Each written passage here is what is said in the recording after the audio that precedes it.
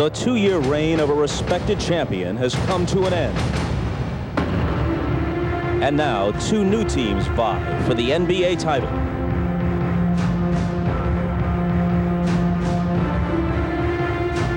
Teams that have traveled vastly different paths in pursuit of this prize. For 3 memorable years, red and black were the colors of royalty in the NBA. One man was largely responsible for this exquisite run of sustained excellence.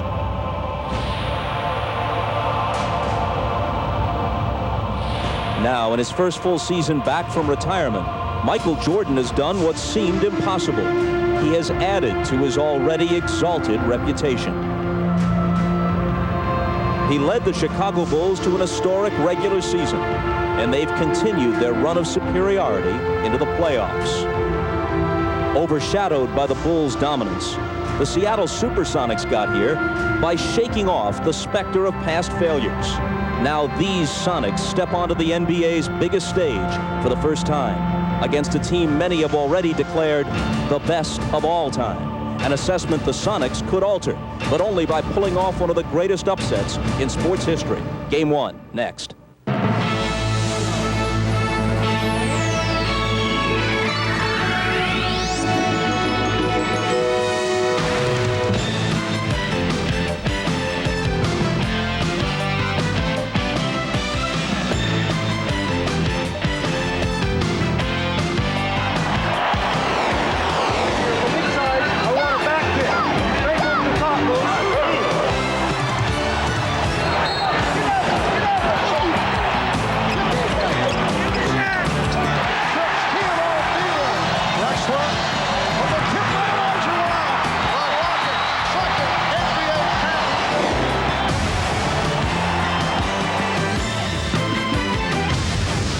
This is the NBA on NBC.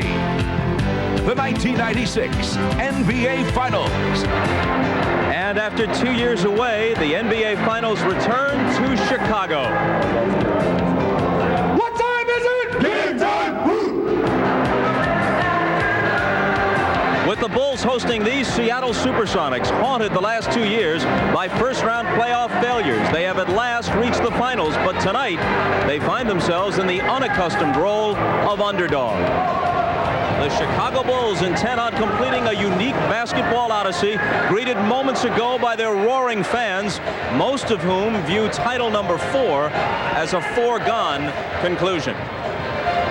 Hi again, everybody. I'm Bob Costas, and welcome to these NBA Finals. With due respect to the Seattle Supersonics and apologies to their fans, the prevailing attitude in Chicago and through most of the country, really, is that these NBA Finals loom not so much as a competition as a coronation. It's up to the Sonics to change that impression tonight, to convince the Bulls and the basketball public that they have come here as true foes, not mere foils. What a strange position for a team as good as the Sonics to be in. A team that won 64 regular season games this year, a total seldom exceeded in NBA annals. A team that in other years, against other competition, might very well be regarded as the favorite to win it all. And yet the Chicago Bulls have been installed as 10-1 favorites in this series, which means that at least in that sense, this is viewed as the greatest mismatch in NBA Finals history. If that's so, then the Bulls are on the verge not just of a championship, but of the completion of one of the golden seasons in the history of American team sports. To be compared not just to the Lakers, Celtics, and Sixers of the past, but to the 1927 Yankees, to Shula's 17-0 Dolphins, or any other team from any other era you want to throw in there. All very interesting, and based on what the Bulls have done so far, all very valid. But let Seattle come in here and take one of these first 2 games. Well, then the Bulls won't be thinking so much about their place in history as about what next week and 3 straight games in Seattle might hold for them. That, as they say, is why they play these games. Tip-off for Game 1 is about 10 minutes away. Marv Albert, Matt Gukas, and Bill Walton will join us from courtside when we come back to the United Center right after this.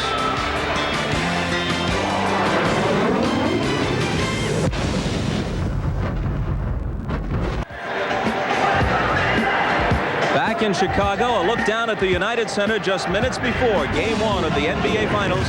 The Seattle Supersonics and the Chicago Bulls. And as we prepare to send it to our game announcers, we note that this has been a big week in Chicago. First, the Olympic torch passed through the city on Monday. And then Princess Diana hit town yesterday. And in fact, she is the guest of honor at a charity gala going on at this very moment, which, other than the Bulls, is the talk of Chicago. And as those British tabloids have been quick to point out, this continues a curious pattern of Her Highness and Marv Albert turning up in the same city at the same time. A shocking rumor further fueled by tonight's events. Coincidence? You be the judge. Marvelous? Yes, Bob, certainly capturing the flavor of the playoff excitement here in Chicago. But we are joined by broadcasting royalty. Matt Guokas, one-time head coach of the Philadelphia 76ers and the Orlando Magic. Bill Walton, Hall of Famer by way of UCLA, Portland, and Boston.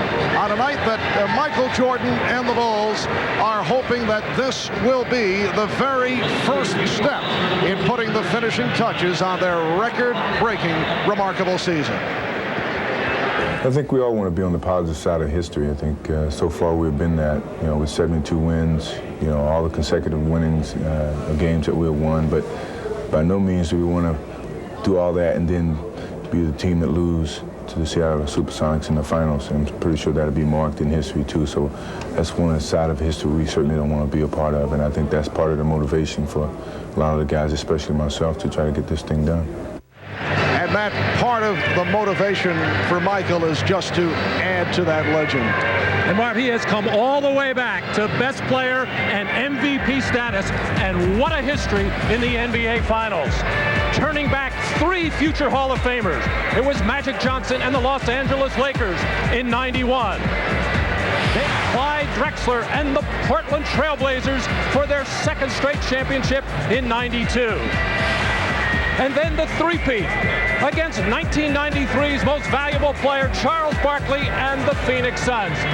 Michael Jordan knows this drill very well, going for his 4th NBA title. And guys, for the Seattle Sonics, it is not just getting to the NBA Finals. They feel that they can beat the Bulls, and they're upset by those who give them little chance in this series.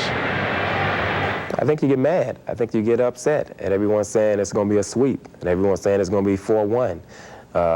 In that case, why the heck are we even here? Why even show up if everybody's going to think we're going to get swept? I mean, we could have been happy in the Western Conference Finals. But, we think we're just as talented as Chicago is. I think the pressure's on them. They got to come out. They say they're going to sweep us.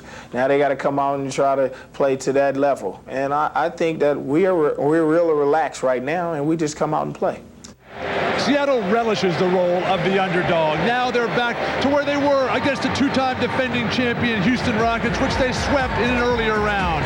2 of their key players that have got to come through in this series. Gary Payton, the Defensive Player of the Year, who stripped Michael Jordan in the decisive game between these 2 teams in Seattle earlier this year. Gary Payton responsible for the collective psyche of these 2 teams. And then, of course, Shawn Kemp, who has literally matured before our eyes the last 6 weeks. He'll be matched up against Dennis Rodman. Dennis Rodman with a new, interesting, and certainly colorful hairstyle today.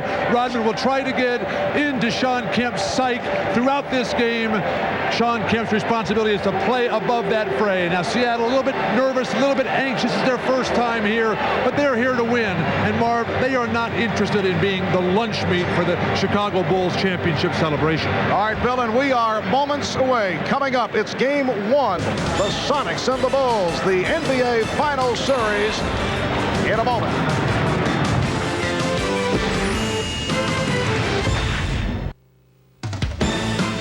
The NBA on NBC is brought to you by Miller Lite. With a great taste of an ice-cold Miller Lite, life is good.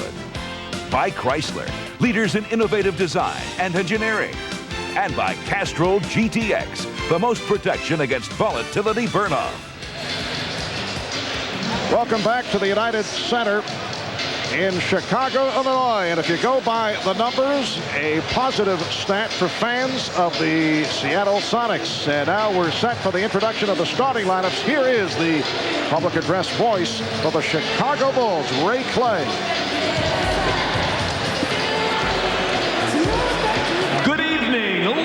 and gentlemen, the Chicago Bulls welcome the world's greatest fans to the United Center. Tonight's Game 1 of the NBA Finals is between the Seattle Supersonics and your Chicago Bulls. Now let's meet tonight's lineups. First for the visiting Seattle Supersonics, at one forward from Washington, 6'10", Detlef Schrempf.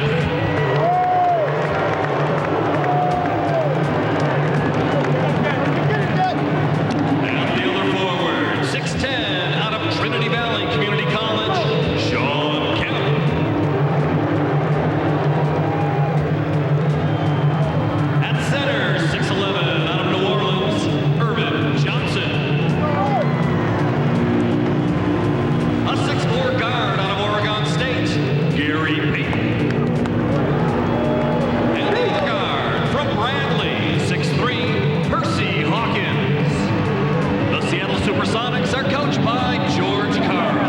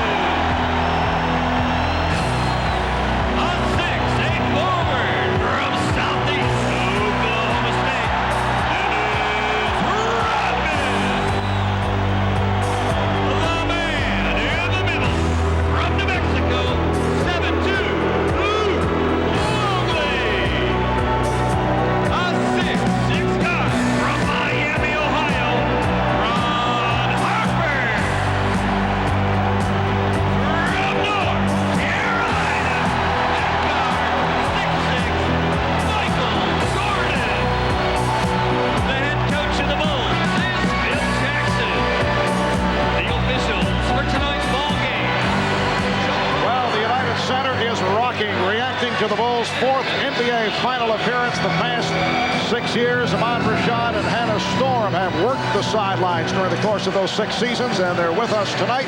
Let's start with the dean, Ahmad Rashad. All right, thanks, Mark. Phil Jackson has a way of firing up his team during the course of the season, and this past week he shows them movies. The movie he showed them was The King of Hearts, a 1966 French-Italian production, a movie about war, duress, and the insane world we live in.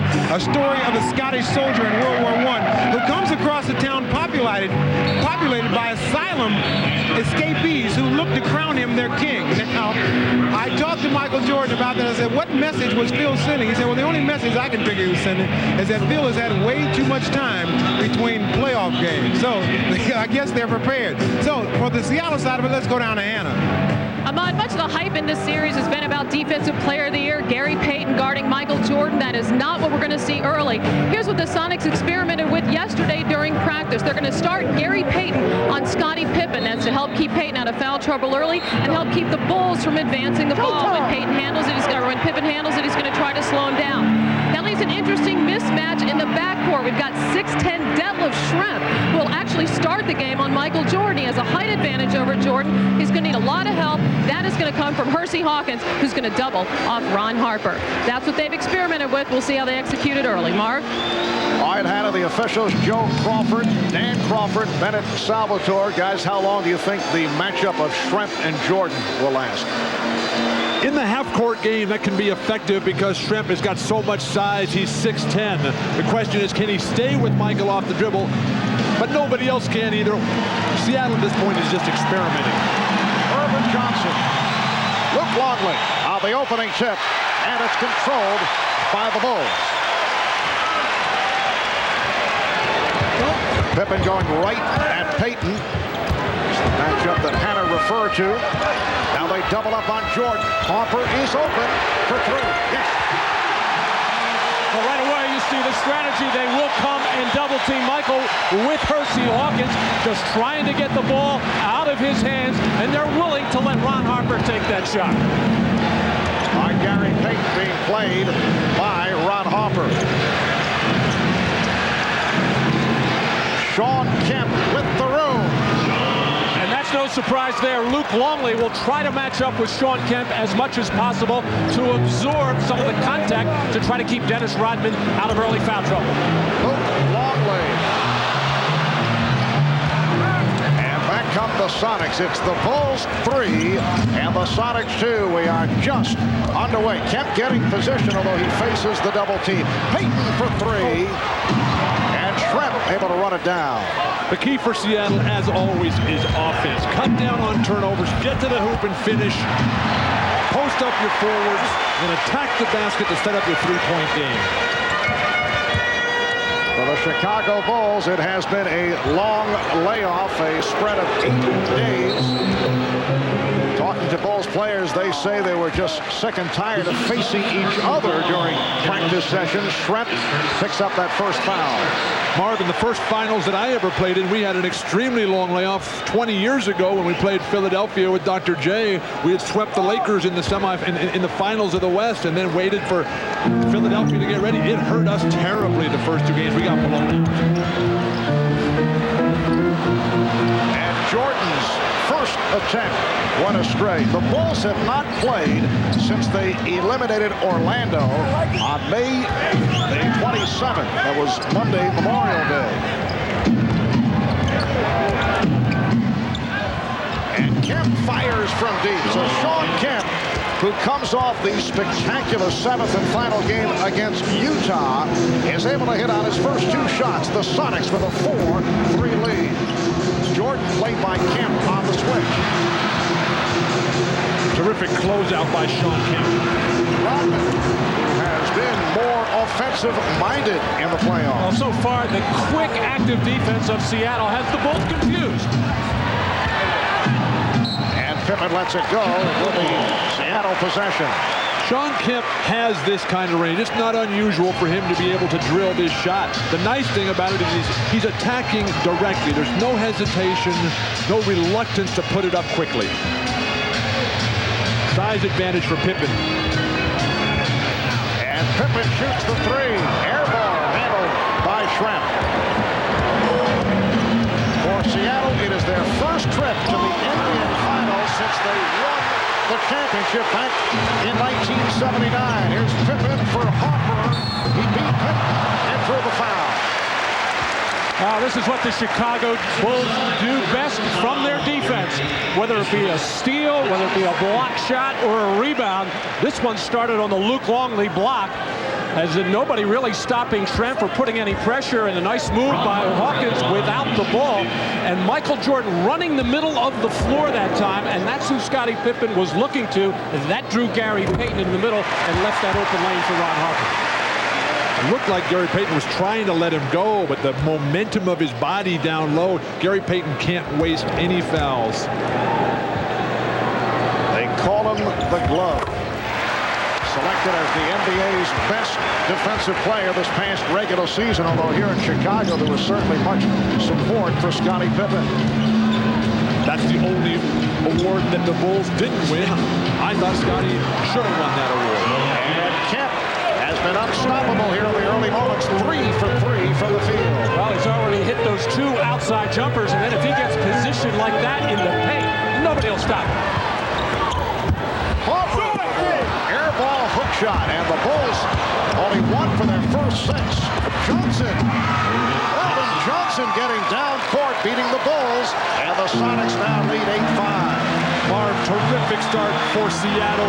Remember game 1 of the Orlando series, Chicago out 10-0 in the first game. Orlando never able to catch up the rest of the series.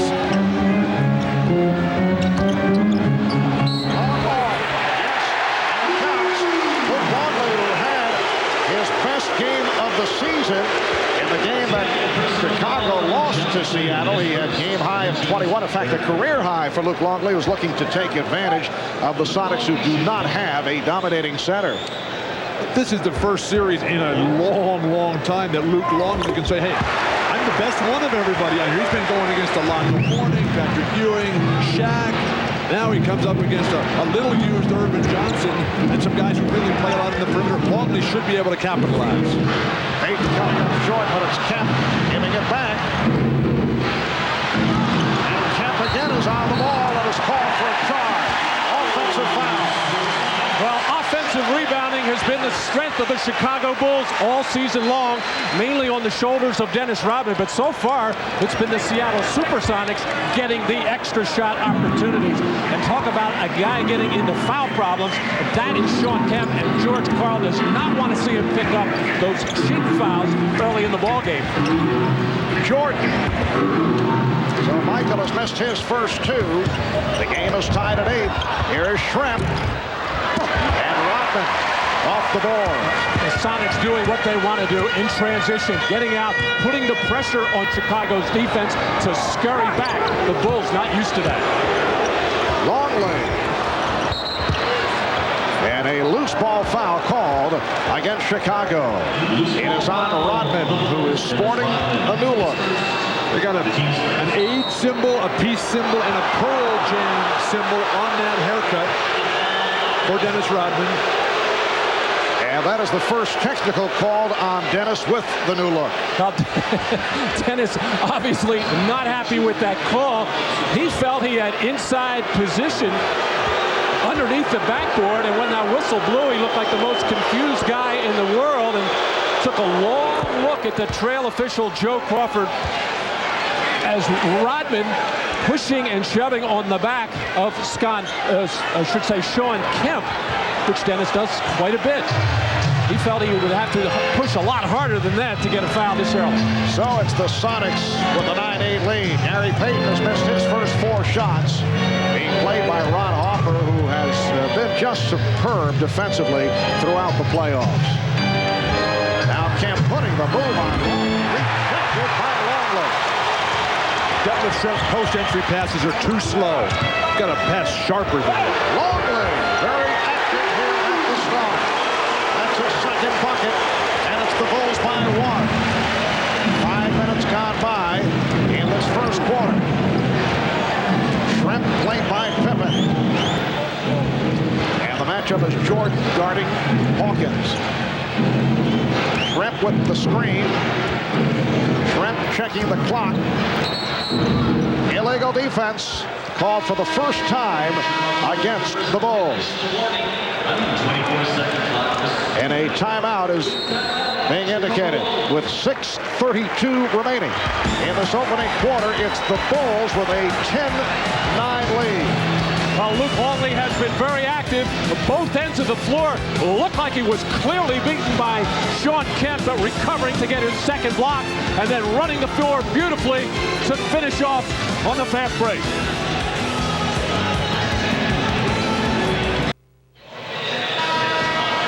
Well, for the Bulls, it has been a magical season, a record-breaking 72 up, 10 down, but they feel to a man that it will not mean a thing unless they go all the way and win the title. We talked about this with Michael Jordan earlier and asked what's the greatest fear in going into this series against the Sonics. My greatest fear is to take this team for granted and listen to a lot of the media expectations and speculations. I think we know that Seattle can play the game of basketball. No matter how much they may put us above Seattle, I think we have to be very, very cautious that this team could come out. All they need to do is win 1 game here, and next thing you know, we got to play 3 games in Seattle where they're stronger. So I think that's a danger. That's one of my, nervousness about this game and about being at home. That's added pressure. Yes, several of Michael's teammates talked about the added pressure as Jordan comes up with the block on Hawkins. Again, the size of the Bulls guard, something that the Sonics haven't had to face in their earlier rounds. And Jordan draws the foul.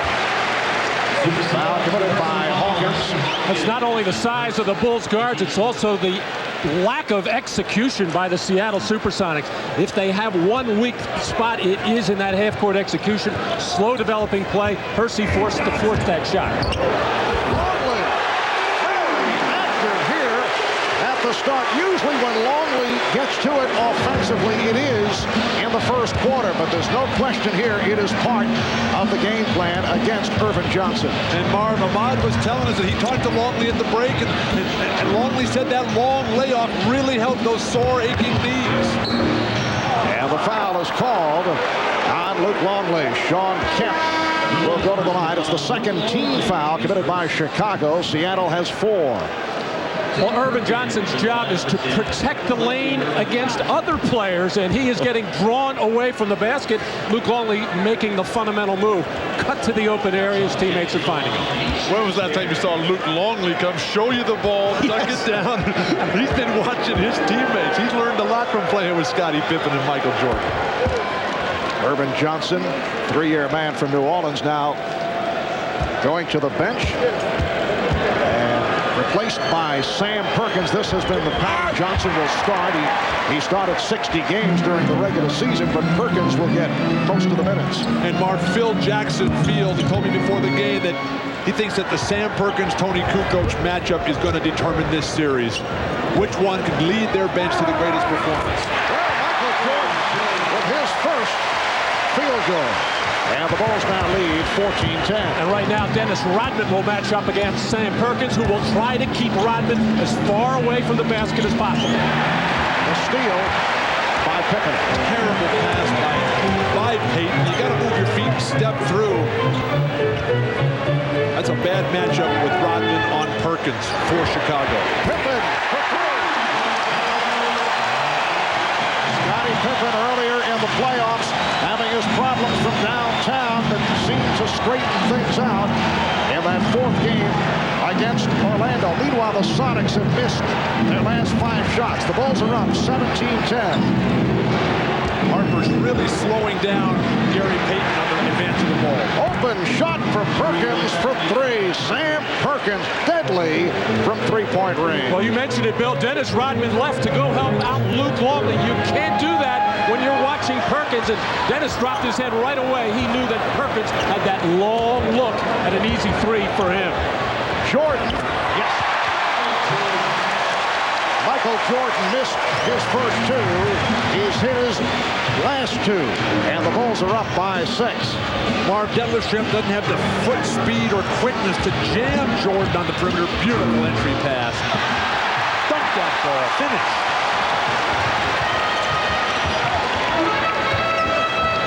3 minutes, 45 seconds to go in this first quarter. It's game 1 of the NBA Finals. The Sonics and the Bulls. Longley on the rebound and draws the foul.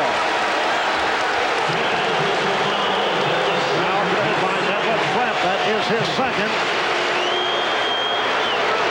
And George Karl looking down the bench and pointing at Vincent Askew. Nate McMillan also getting set to check in. Nate, a question mark because of the back problem. In fact, I'm told took a shot of cortisone in the back the second time he has done so, and he's going to give it a shot here. He said if he does not feel well, could take a couple of games off. And here comes Nate McMillan, co-captain of the Sonics, so important to this team. This is the scene moments ago back in the Seattle locker room. He was on the treadmill, also did some stretching, looking to get ready. Marv, talking to Nate and knowing him throughout his long and really terrific career, there's something really wrong with that back. If it's not getting better with all the expert treatment he's been getting, there's something seriously wrong there. He needs a lot more time than just a day or two's rest. Now Jordan going against Payton. Goes to the fadeaway. Oh, he wanted that shot. He wanted Gary Payton. As soon as he had a one-on-one, he waved everybody out of there, and he wanted to go. And not a bad job by Gary Payton. He forced Michael out just a little bit further than he likes to be on that fadeaway jump shot. But Michael's eyes lit up when he saw Payton there. He wanted a piece. So Jordan, after the slow start, has hit his last 3, and the Bulls lead by 9. Welcome back to Chicago. Marv Albert, Matt Dukas, Bill Walton, Ahmad Rashad, Hannah Storm. 3:18 remaining in this opening quarter, and the Bulls with a 17-5 run the last 5 minutes, now lead at 22-13. And you can see Chicago's balanced scoring led by Luke Longley. Well, Phil Jackson's biggest concern with the 9-day layoff was conditioning, and the Bulls did look a little sluggish coming out, but it certainly has not hurt their early shooting. As a team, 8 for 16 from the field. Seattle's defense is fine. That's their constant. Their offense is struggling. They've only got 13 points. They've got to finish stronger at the hoop. Steve Kerr has come on for the first time for the Bulls. Here's Perkins to the fadeaway, and rebounded by Pippen. When you're behind early, you can't start thinking about shooting fadeaways. You got to turn, get to the hoop, get to the foul line. Open shot for Pippen for three. And Payton able to race it down. Nate McMillan met by Steve Kerr, and a reach-in called on Luke Longley. For Longley, his second. Well, the Sonics do such a terrific job of running the floor. We saw it at the beginning of the game. Even Irvin Johnson, not really an offensive threat, but he runs, he sprints, he makes the defense work extra hard. And Sean Kemp, one of the best in the business at the big forward position at running the floor, and that time making Luke Longley work even harder. But even though Luke Longley's got 3 fouls and now on the bench for Tony Kukoc, this is when the Bulls get even better by going small. Just 2 fouls for Luke Longley, excuse me. And here's Askew with his first shot attempt. So Askew from downtown. Vincent Askew in his 7th NBA season out of Memphis State. Not noted for his shooting. Excellent complementary type player. Very tough defensively. Tony Kukoc has come on for the first time for Chicago. It's the Bulls by 6 as we come up on 2 minutes to go in this first quarter. Kukoc checking the shot clock. And Kerr fires from way downtown. 2 minutes to play in the first quarter. Last touched by Jordan. That was even out of Steve Kerr's normal range. Had to put it up, forced on the shot clock. Now Steve Kerr, Bill Jackson, very concerned as to where he can find time. He thinks he can get it against McMillan, who doesn't have much quickness. Nice move by Perkins, but could not convert. Well, you know Perkins can shoot from the perimeter. He's got a post game as well, but you don't normally see him put it on the floor and get to the hoop that easily. 3 on 2, but the Bulls got back. Minute and a half left. First quarter, here's Kemp. Sean Kemp on fire, 4 of 6 here in the first quarter, and he has 9 points. So a 4-point advantage for Chicago. And off the boards, they are now even. Rodman leading the way with 6. Missing the 3, and back comes Kemp. And Kemp looked to go all the way, but stripped by Jordan. Rebound, Kukoc. Kukoc twisting his way in midair. And it's the Bulls with a 6-point lead. Turnovers for Seattle. Chicago is terrific at turning those turnovers into points. They utilized everything that time, including the offensive glass. Rodman tried to front Kemp and did break it up. Rodman fortunate to get a piece of the ball. So Kemp turned it over for the second time. Pippen on the offensive glass. Kerr passed on the 3 and then blocked by Kemp. Here comes Payton, but Rodman is back. 20 seconds to go in the quarter. And now George Karl says reset. Seattle's big men are not running the floor. They're the ones that appear to be the more fatigued team. Final seconds of the quarter. Payton on the pull-up. Rebound, Kemp. That is the end of the first quarter. The Bulls, after a slow start, able to regroup. And after one, they lead by 6. Kemp with 9. Jordan, 3 of 6 from the field. So Michael with 6 points. We'll be back here at the United Center in a moment. This is the NBA on NBC, the 1996 NBA Finals. Well, in the first quarter, the matchup has been Dennis Rodman going against Shawn Kemp right throughout. We asked Shawn, can Rodman defend you one-on-one? I don't think anybody really can defend an NBA player offensively one-on-one. I think what Dennis does is plays great position defense. And, you know, I've watched him a little bit this playoffs, and he's frustrated a lot of players, and we're getting under their skin. So I think the thing you have to tell yourself is that you know Dennis is going to be Dennis. That's his game. That is his game to frustrate people. So, you know, I have to be the man that just walk off and run down court and kind of let some things slide here. You know, I have a mission. I'm on a mission and see something that's at the tunnel, the light at the end of the tunnel. So I can't let a little scratch or claw, his pulling on the jerseys or anything like that, you know, throw me out of my game because, you know, this time of the season, you can't go through that. And Shawn Kemp had an excellent first quarter, 9 points, hitting 4 of 6 from the field. 3-point shot went astray, and the tip is put home. So the Bulls now lead 24-20. Sam Perkins getting a piece of it.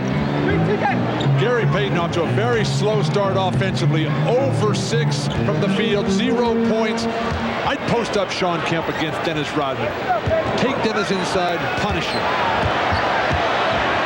And here is Kukoc. Tony just beating the 24, and the Bulls now lead by 6. It's been a difficult time emotionally for Gary Payton dealing with his sister's suicide attempt. Shawn Kemp now with 11 points, although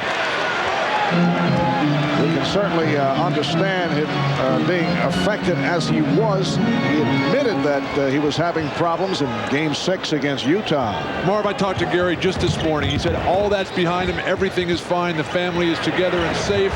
Gary said if it was a more serious problem, he would not be here. Minute and a half gone by in the second quarter. Bulls with the ball, and they lead by 4.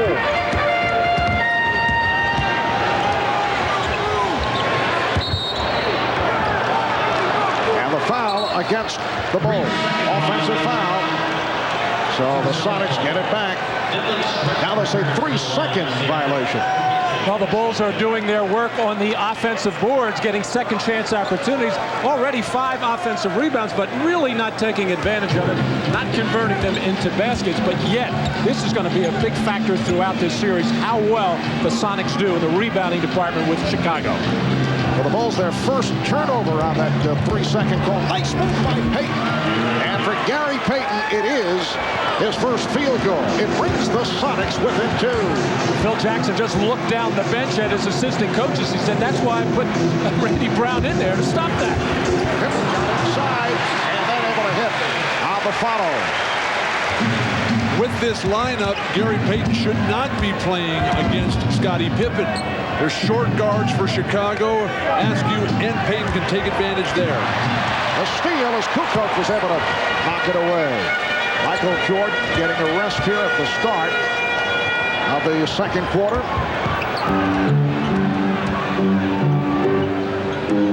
Brown and Kerr in the backcourt. Kukoc, Rodman and Tippin up front. Kukoc a bit too strong, and back comes Nate McMillan. Nice box out Askew on Rodman.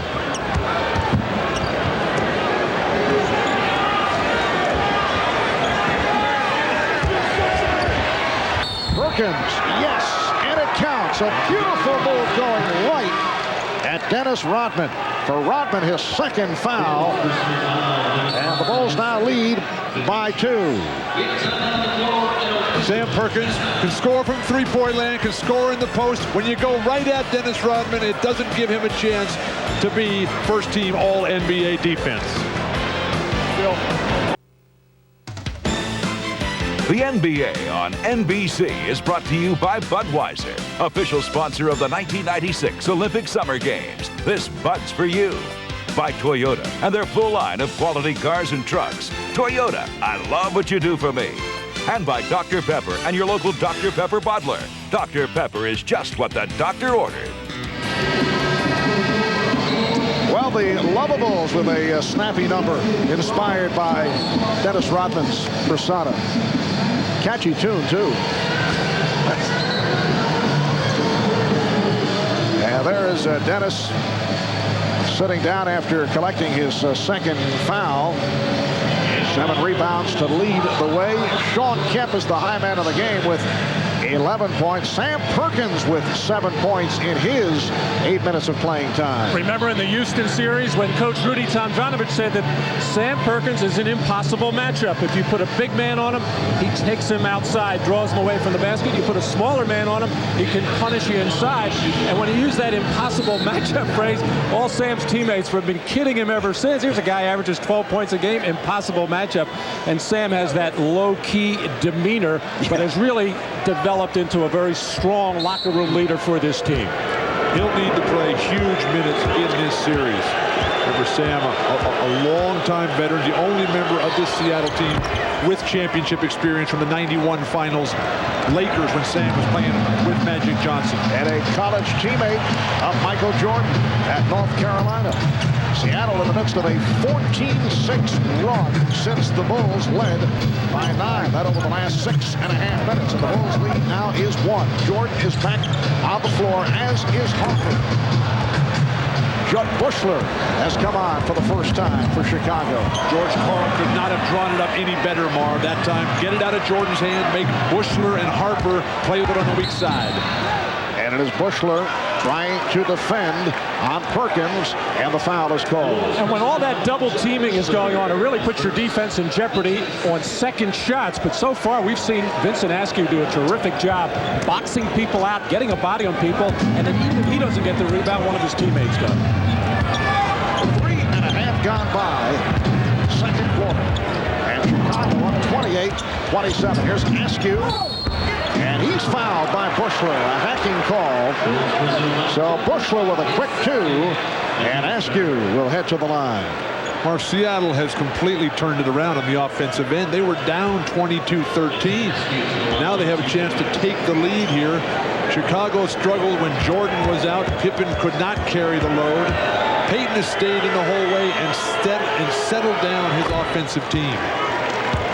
And you look at the Chicago lineup right now. Of course, Michael Jordan is back in there with Tony Kukoc. They're going to have to carry much of the offensive load right now. And as you mentioned, well, you can afford to double team right now. Other than Bill Wennington, nobody really a sharp perimeter shooter. And Scottie Pippen only 2 of 7 from the field. The Bulls have hit just 3 of the last 14, and you can sense the impatience of this capacity crowd here at the United Center. The poor shooting continues by Chicago. Perkins with the good look and hits again. A 3 for Sam Perkins. He now has 11 points, and he has led the Sonics to a 4-point lead. Big men who can run the floor, shoot the ball from the perimeter in transition. Very difficult to stop for this current Bull lineup. Askew called for the holding foul as Jordan looked to make his move.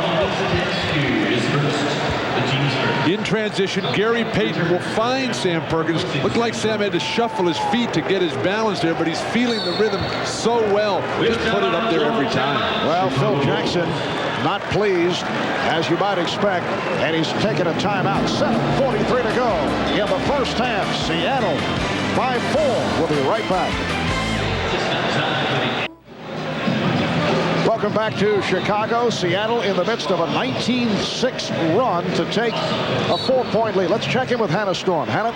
In the Seattle huddle, Marv, George Karl telling his team he wants to continue to see a crowd around Michael Jordan because he said Jordan is not looking to pass. He's looking to win this thing on his own. They're down by 4, Marv. And as you say that, Michael unleashes from 3-point range. Well, in the last series in the conference final against Orlando, every time Phil Jackson called on Bushler, Steve Kerr, Bill Wennington, Randy Brown, they produced in short minutes.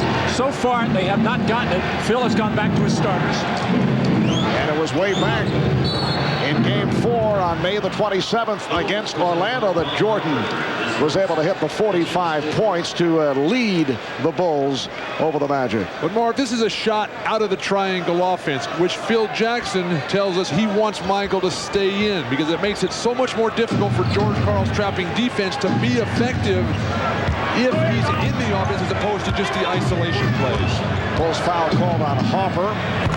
Gary Payton. He missed his first 6. He's hit his last 2, and the Sonics now lead by 3 points. Just under 7 minutes to go in this first half. Luke Longley.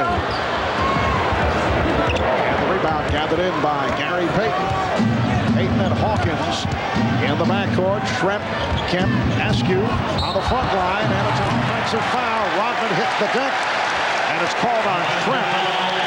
So for Detlef, that is number 3. Not a good performance to open up this series by Detlef Schrempf. He has not scored yet. An obvious offensive foul. He's not moving his feet enough. He's not trying to go around guys. He's not quick to the glass, and certainly not getting the job done defensively on Jordan. Otherwise, a fine day for Detlef. All right, here's Longley. 10 points for Longley. It looks like Luke picked up something from Shaquille in that last series. He dipped that left shoulder and just wiped the defender out of there.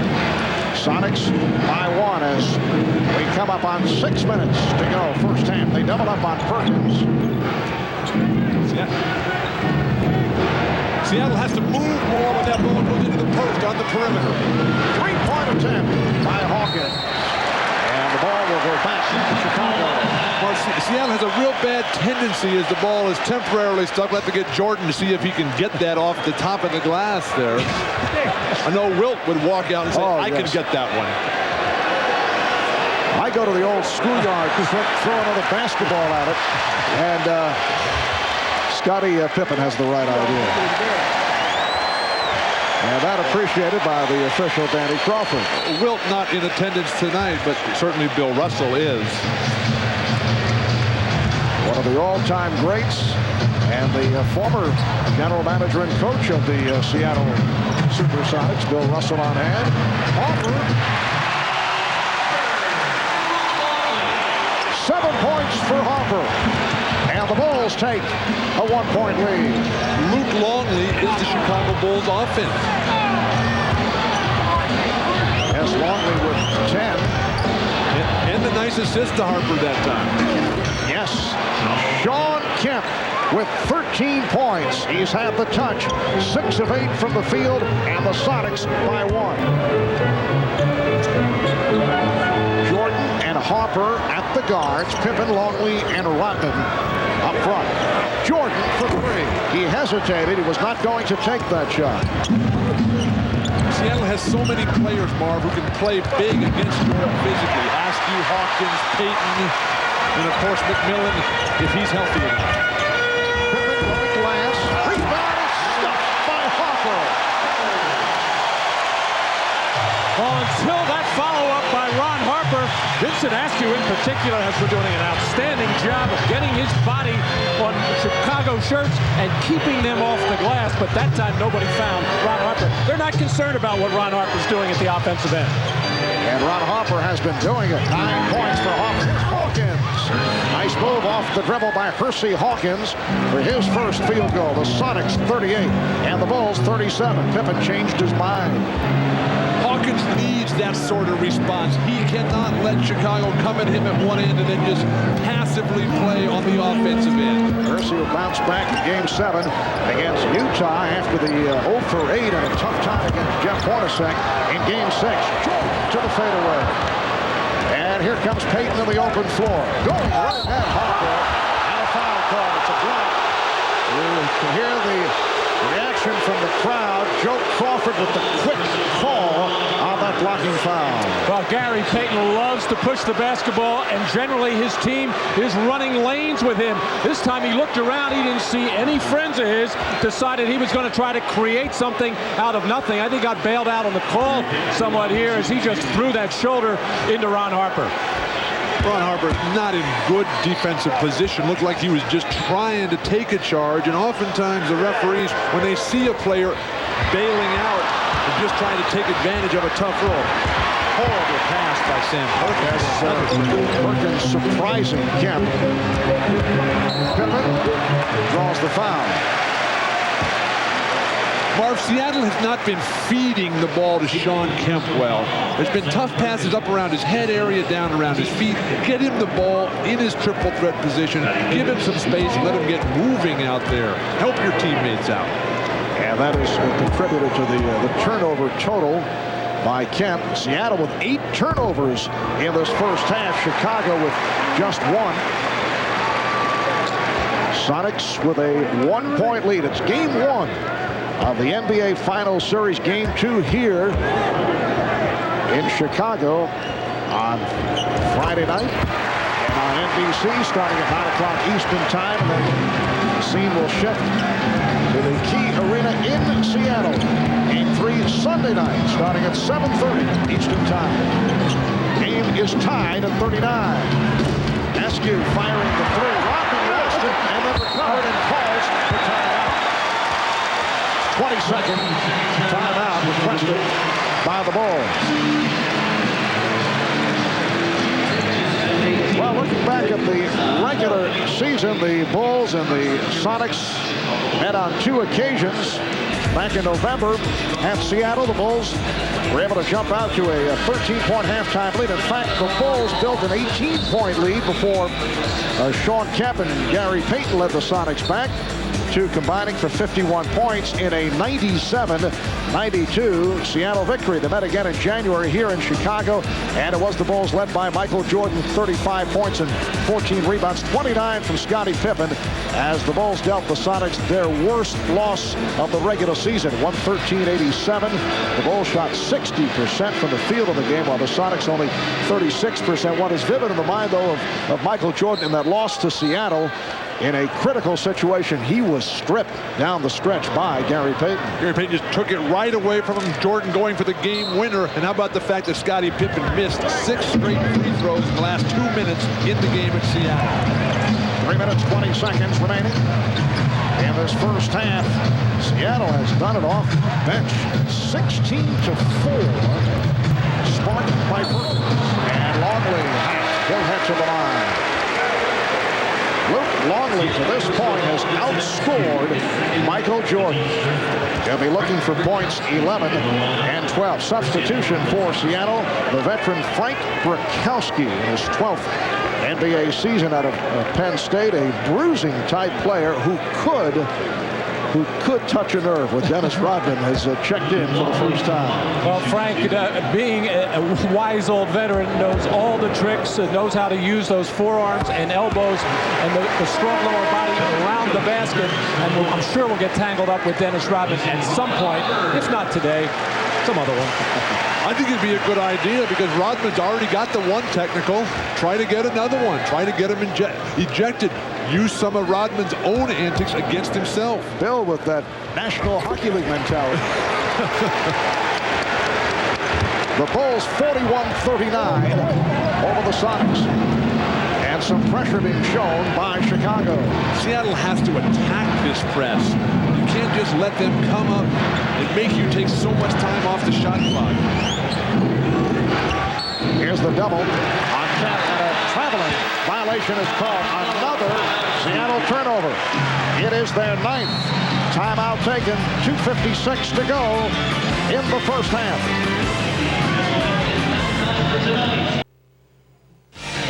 Reminder coming up on the Prudential halftime report. Bob Costas will be talking live with the Phoenix Suns' Charles Barkley. Charles, of course, played in the finals against Michael Jordan and the Bulls back in 1993, a series won by Chicago in 6.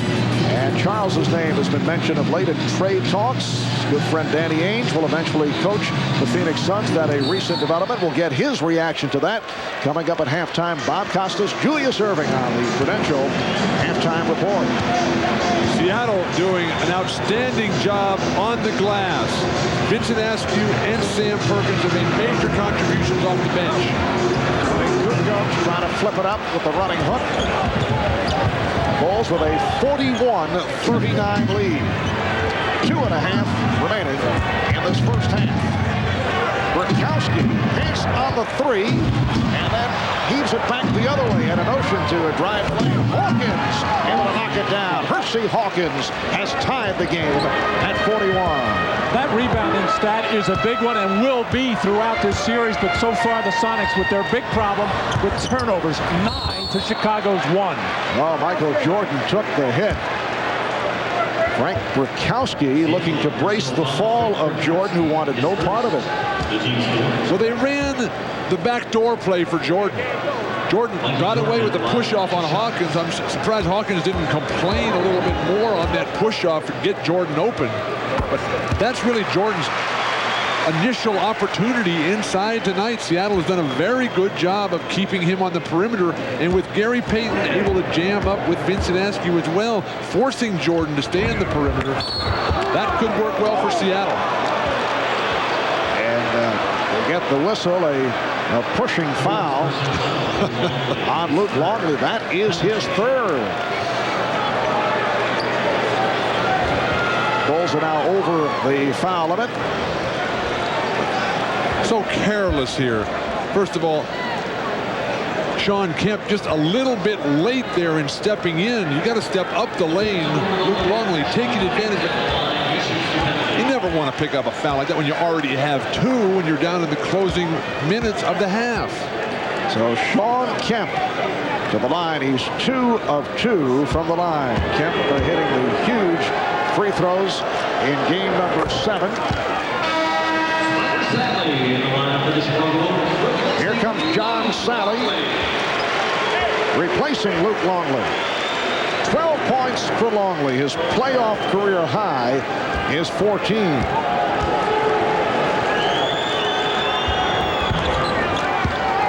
So the Sonics now lead by 1. Shawn Kemp, game 7 against Utah, 10 of 11 at the free throw line. Sonics by 1, just under 2 minutes to go in the first half. Here's the double team on Jordan, who's able to beat it, and that is fouled. Oh, Rodman and Burkowski had words.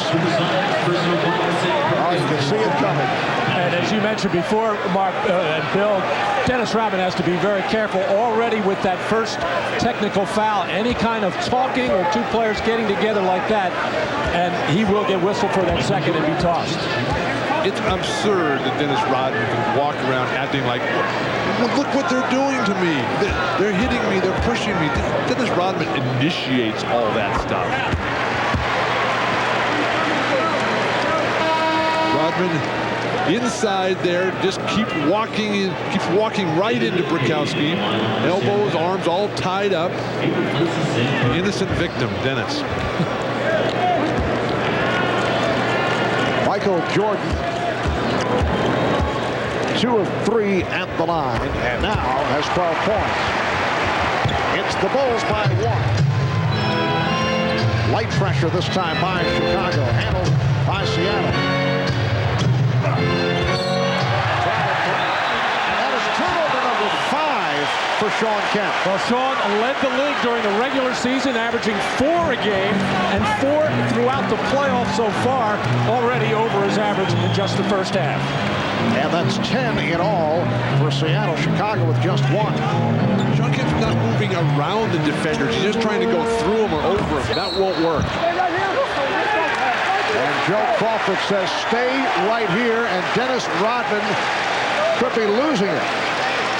Now he's applauding the call. Rodman was about to get involved and then walked away. Joe Crawford is going to call a flagrant foul here on Frank Burkowski.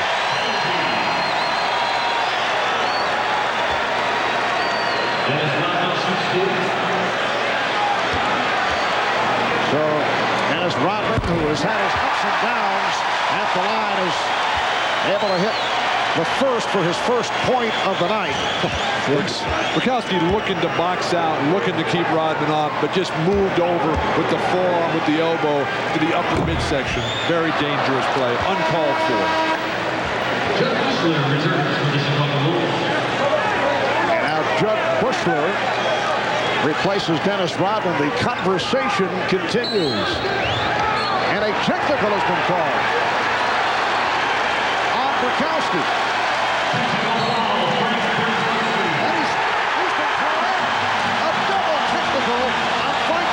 Apparently, Joe Crawford feels that the intent of Burkowski was to instigate something against Rodman. Burkowski now walking in the direction of a couple of Bulls, and he's joined by a security man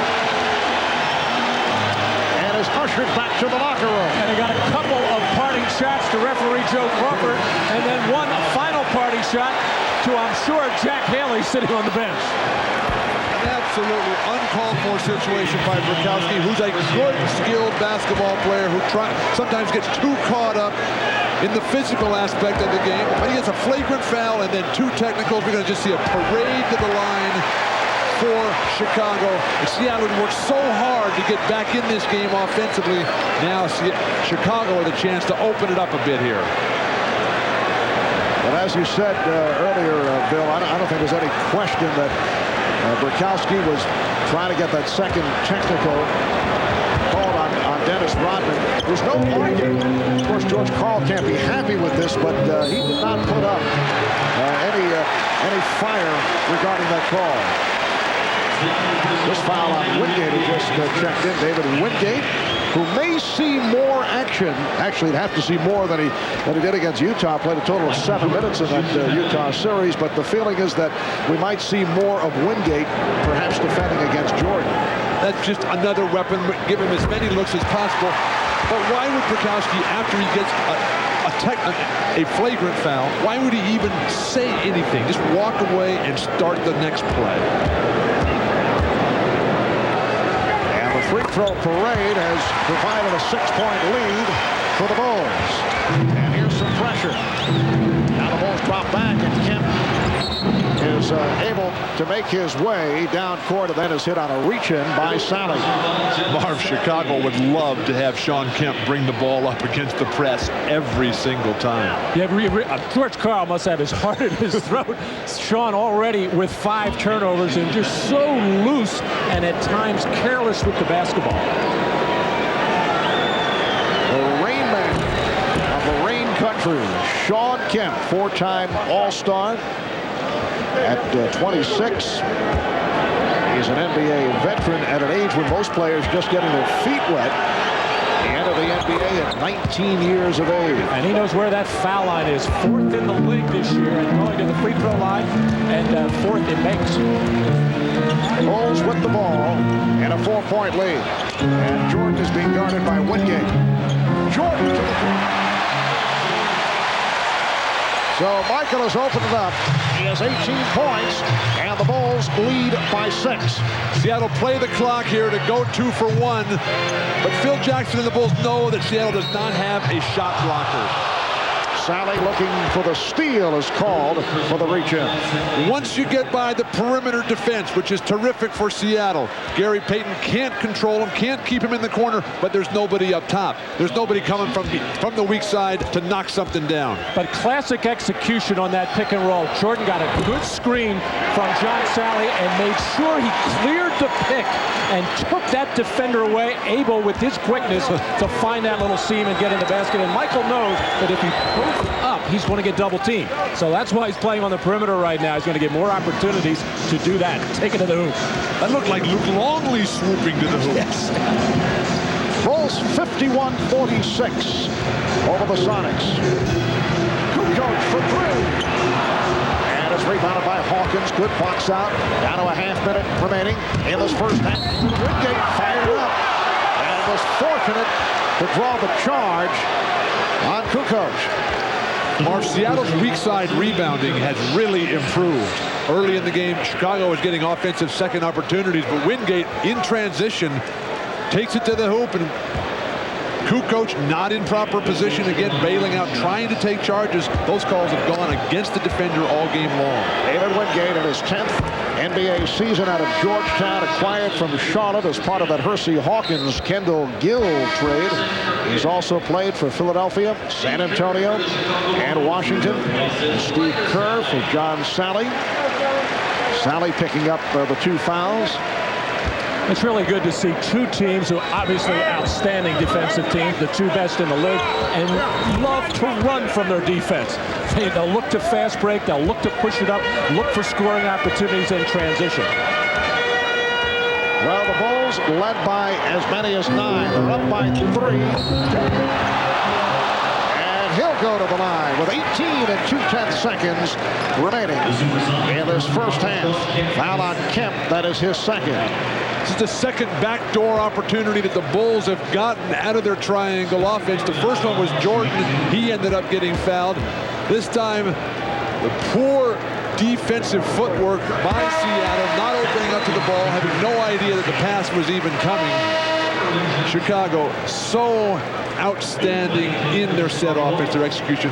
The #1 rule, when they cut you off, backdoor and get to the hoop. Well, the floor is spread for the closing of the quarter type of offense, and you rarely see give-and-go basketball anymore. Everything is either going to be post up or pick and roll, but with the floor spread, you can get those opportunities. Kemp fell asleep on the play. All right, the Bulls 14 of 16 at the line of the second quarter. And here's pressure by Chicago, leading to the foul. It is on Jordan. That is his first. Got a glimpse of Bill Wennington making his first appearance of the first half. So Phil Jackson going through his litany of centers. Longley, the starter, then John Sally, and now Bill Wennington. Jackson's Bulls up by 5 with 15 seconds remaining first half. The NBA Coach of the Year, Phil Jackson, who likes to get his points in subtle fashion. He's been referring to Seattle's superb defense as a zone defense. Every time the word defense comes up, it's preceded by zones, certainly angling for some illegal defensive calls, and Seattle led the NBA in that department. I thought he was calling it a Zen Yes, defense. that may be. Very good, Matt, working on that for several days. Phil Jackson trying to paint a big picture of what's happening here. But when Seattle is illegal, they aren't called for it. They have yet to be called for one in the first half. Final seconds of the half. Down to 5 seconds. Kukoc backs to three-point territory. And Bennett Salvatore comes in to make the call with 2 and 2/10 seconds to go in the half.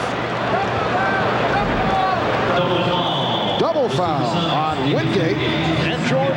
Michael Jordan trying to get to the offensive glass, and David Wingate trying to hold him off, and the officials very quick to get in there and make this double foul call. Michael really creating havoc in there, getting the best of that matchup right there. So they will jump it up. Urban Johnson and Scottie Pippen on the jump, and they will do it again.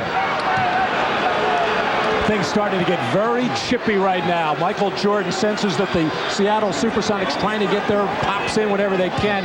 He's been hand fighting and battling with Askew and Wingate on this tip. Just 2 and 2/10 seconds remaining in the first half. And that'll do it. That is waved off. So Sean Kemp, high man for Seattle with 18. Michael Jordan with 18-12. Of his 18 in the second quarter. A physical second quarter. The Bulls are up by 5. Bob Costas and the Prudential halftime report right after these messages.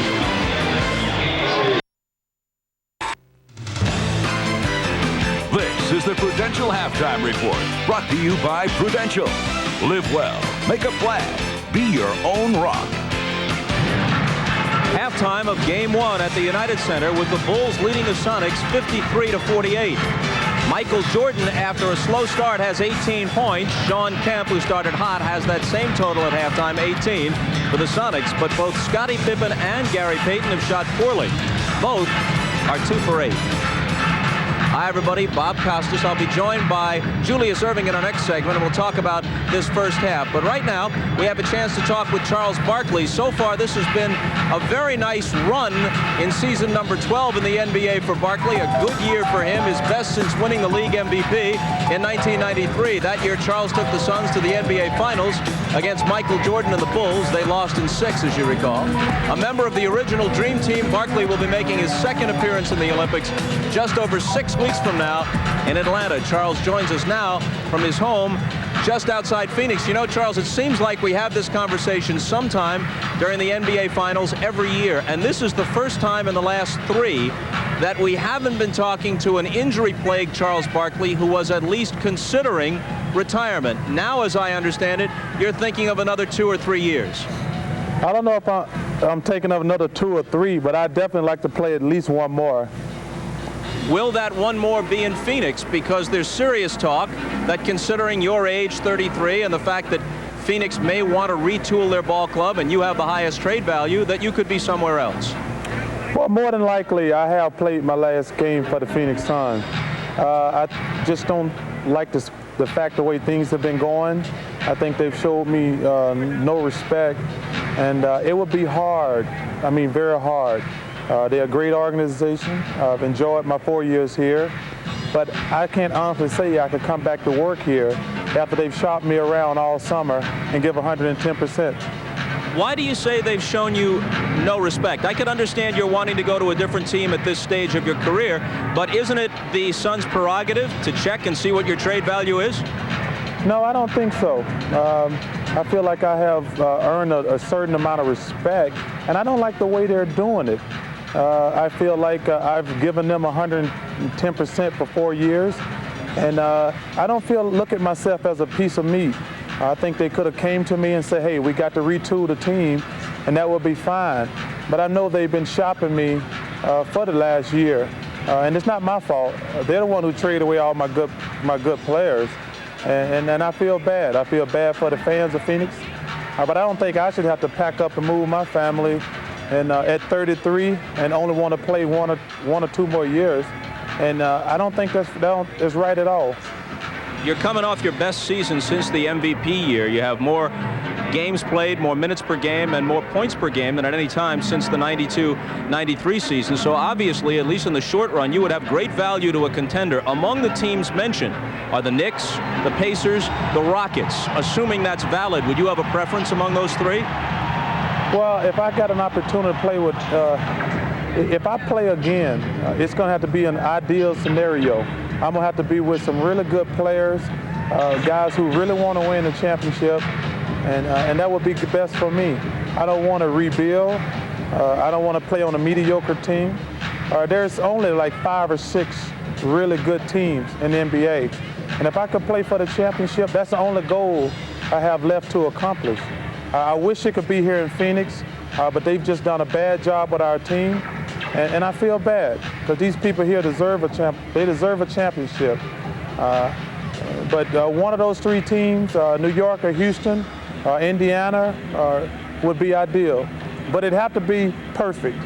In a sense, Charles, are you trying to ensure that you're going to be traded by saying provocative things about the Suns' management, or do you consider that such a foregone conclusion it doesn't matter what you say? Well, I'm not trying to make anybody mad. I'm just making facts. We just made some bad trades. We won 60 games, 3 out of the last 4 years, and I feel bad. And I'm disappointed the way they've treated me. I'm disappointed the way they treated Dan Marley, Cedric Ceballos, Mark West, and I'm just frustrated. 2 very quick things before we let you go, Charles. Your thoughts on this game, not so much the first half, but actually the series. Is there any scenario by which you can see the Sonics winning this thing? Well, the Sonics are very good. I mean, but the Bulls are a great team. I think they played very rusty the first half.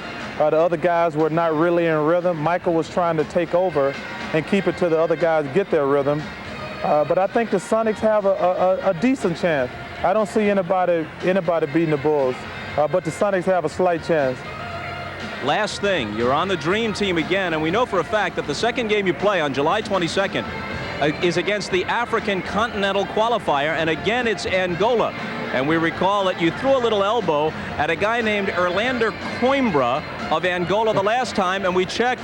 He's on the team. Do you plan to take him out to dinner in Atlanta, show him the sights here in the States? I'm going to hit him the same way I did the first time. So you're not going to let up on him, huh? No, Americans, we are the best country in the world. And we are the best at basketball, and we got to kill them all. I understand he's been lifting weights the last 4 years. He's not a stick figure anymore. He's about 260 now. Hey, I've been lifting weights ever since the day the season ended, and I'm ready. All right, Charles, always good to talk with you. Thanks a lot. You're welcome, Bob. Okay, when we come back, we'll hear from Charles Barkley's former teammate in Philly, Julius Erving. But first, a message from Prudential and a word from the NBA.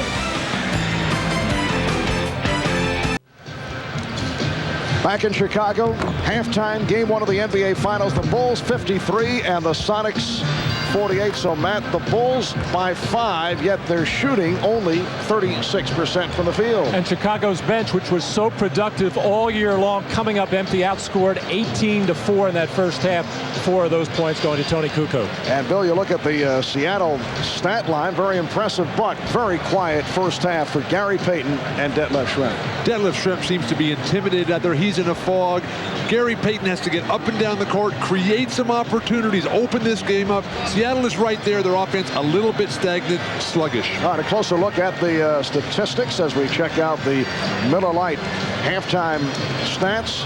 Seattle 16 of 34, 47% shooting, yet they're trailing in the game. Chicago with 10 additional shots, but only 36% from the field. Michael Jordan, 12 of his 18 coming in the foul-filled second quarter. Look at the turnovers. Seattle with 10, leading to 14 Chicago points. Shawn Kemp with 5 of those 10 turnovers, but Kemp leading the way with 18 points. We'll be back with the second half from the United Center in just a moment.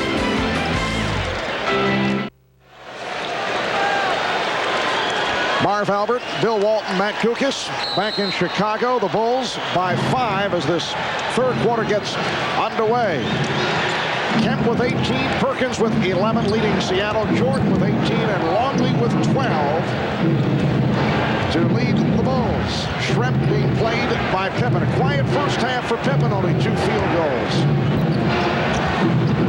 Irvin Johnson and Dennis Rodman with rebound number 9. Too soft for Irvin Johnson. Come across that lane and smash that ball through the hoop. Jordan getting right to him. Well, once the ball went into Michael Jordan, the quick double team right back out to Pippen, and then the quick repost, and Seattle's defense not quick enough to match it. Now the matchup is Longley guarding Kemp, and Kemp with 20 points. Gary Payton is really floating that center post pass. You got to zip that ball in there and allow Shawn Kemp to go quickly by his defender. Rodman's pass broken up. Detlef Schrempf in his 12 minutes in the first half did not score. And now the foul is called, and that will put Schrempf at the line.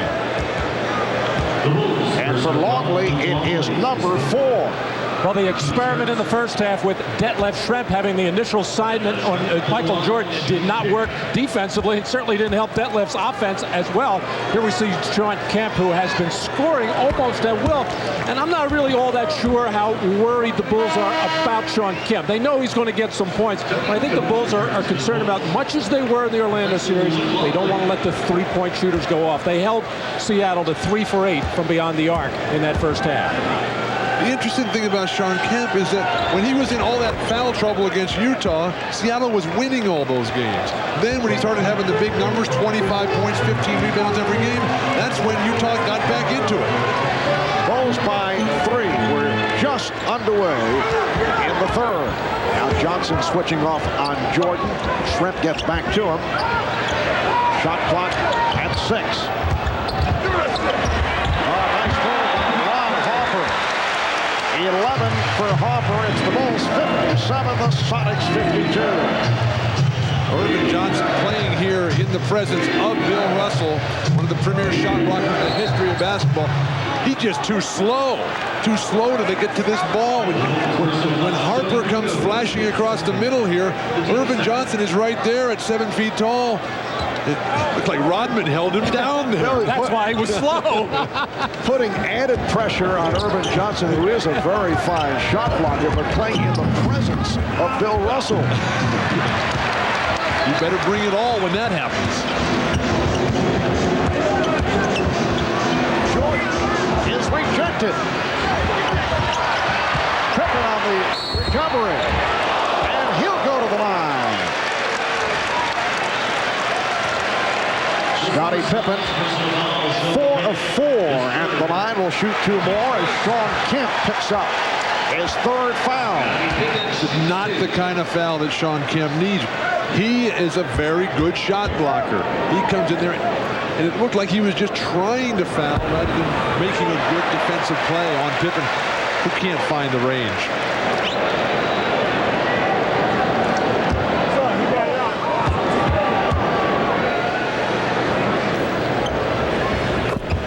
So the Bulls now lead by 7.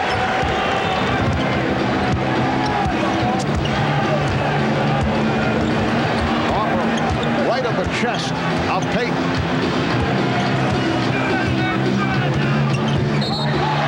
Looking for the steal is called for the foul. That's 3 on Ron Harper.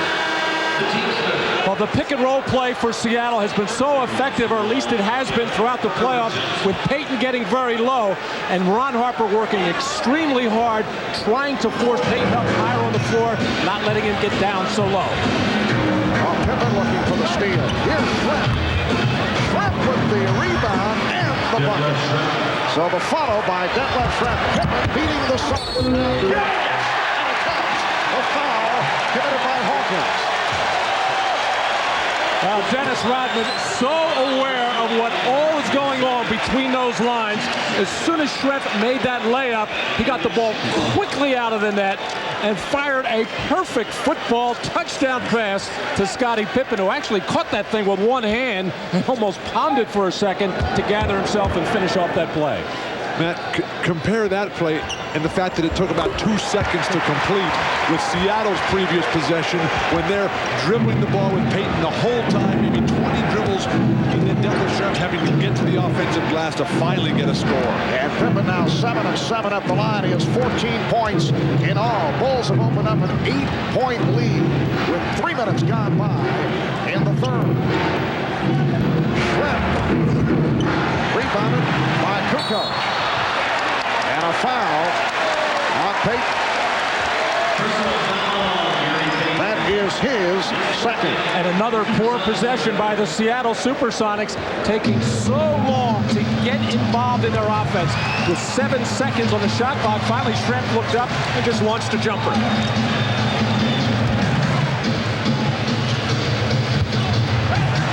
Jordan for 3. And Kukoc calling for time.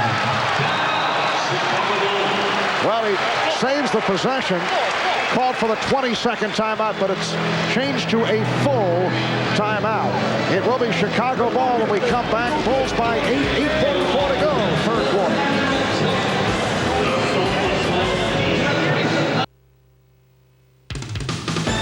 The NBA on NBC is brought to you by Jeep, makers of the new award-winning Jeep Grand Cherokee.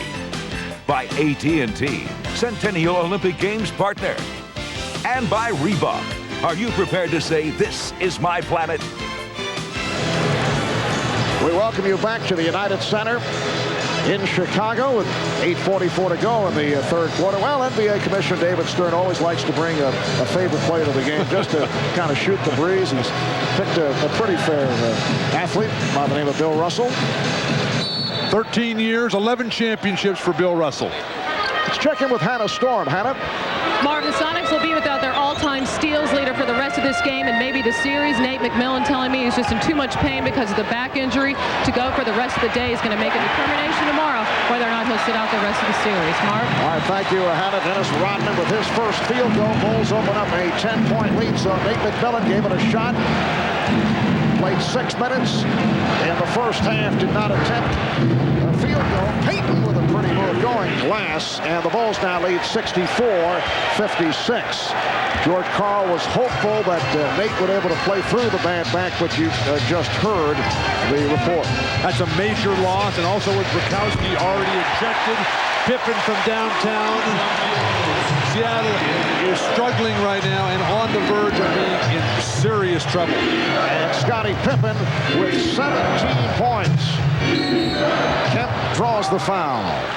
Biggest lead of the night being enjoyed here by the Chicago Bulls. Rodman called for his third, and Kemp to the line. On the previous possession for Seattle, George Karl called a 1-4 for Gary Payton to let him operate in the middle of the floor. He senses that Gary is struggling when he gets to the wings because of the Bulls' defense. And with that floor spread, Gary can get into the lane, create for himself, or create for a teammate. To get back into this game, Seattle's going to have to do more of that. Correction on that foul called. Ron Harper picks up number 4, so it was not Rodman. And Harper will sit down. Bill Wennington checking back in. And again, Phil Jackson electing not to go much with Steve Kerr.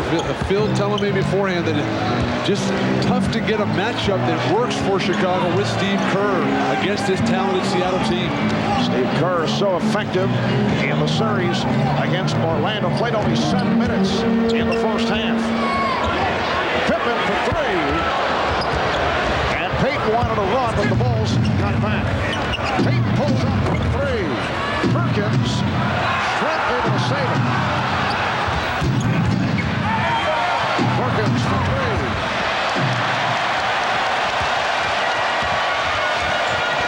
Jordan for 3. And back comes Perkins. 67-58. Chicago. Game 1 of the best of 7. Game 2 here in Chicago on Friday night. Oh, nice pass from Kemp. Payton had to give it up. Hawkins got the step, and he was pushed. Michael Jordan with a long look in the direction of Bennett Salvatore as he just was called for his 3rd foul. Now Michael Jordan now has the assignment of guarding Gary Payton with Ron Harper sitting on the bench with 4 fouls. Everybody anticipated this matchup going both ways when you have the top scorer in the league in Michael Jordan and the defensive player of the year in Gary Payton, but they have not seen that much of each other so far. And that the 5th team foul on the Bulls, so the Sonics at the line. It has been a foul-filled game, 30 called in all. In the first half, 22 in the second quarter, a quarter that also saw Frank Bukowski ejected, hit with consecutive technicals following a flagrant. One of the ways, though, that Seattle can work their way back into this game is by getting to the foul line. They've only taken 10 or 11 foul shots in the game. This is not a team, Seattle, that's shown a great ability to come from far behind. Nice pass from Kukoc. And Rodman has 5 points. Bulls lead by 9. 6.5 remaining in the 3rd. Battle between Kemp and Rodman down low. Stay right here, says Bennett Salvatore, as the foul is called. It's on Rodman. That is his 3rd. And a good battle it was for a long stretch of time. Both players working very hard for position. And I think a good job of officiating, letting the big men bang around in there until finally the little touch foul is called. Well, Kemp is now 9 of 11 at the line. This a Seattle team that went 64-18 in the regular season, best record in the West, winningest team in the history of the Sonics franchise. In the playoffs, beat Sacramento, then swept Houston in 4, beat Utah, that terrific 7-game series. And for the Sonics, their first trip to the NBA Finals since they won the championship back in 1979, a team that featured Gus Williams and Dennis Johnson and Jack Sikma, Fred Downtown Brown, Paul Silas, team coached by Lenny Wilkins, it seems, in a previous life. Kukoc off the good lead pass, and the Bulls now lead by 9. Beautiful feed by Dennis Rodman on penetration. He is becoming an offensive force again.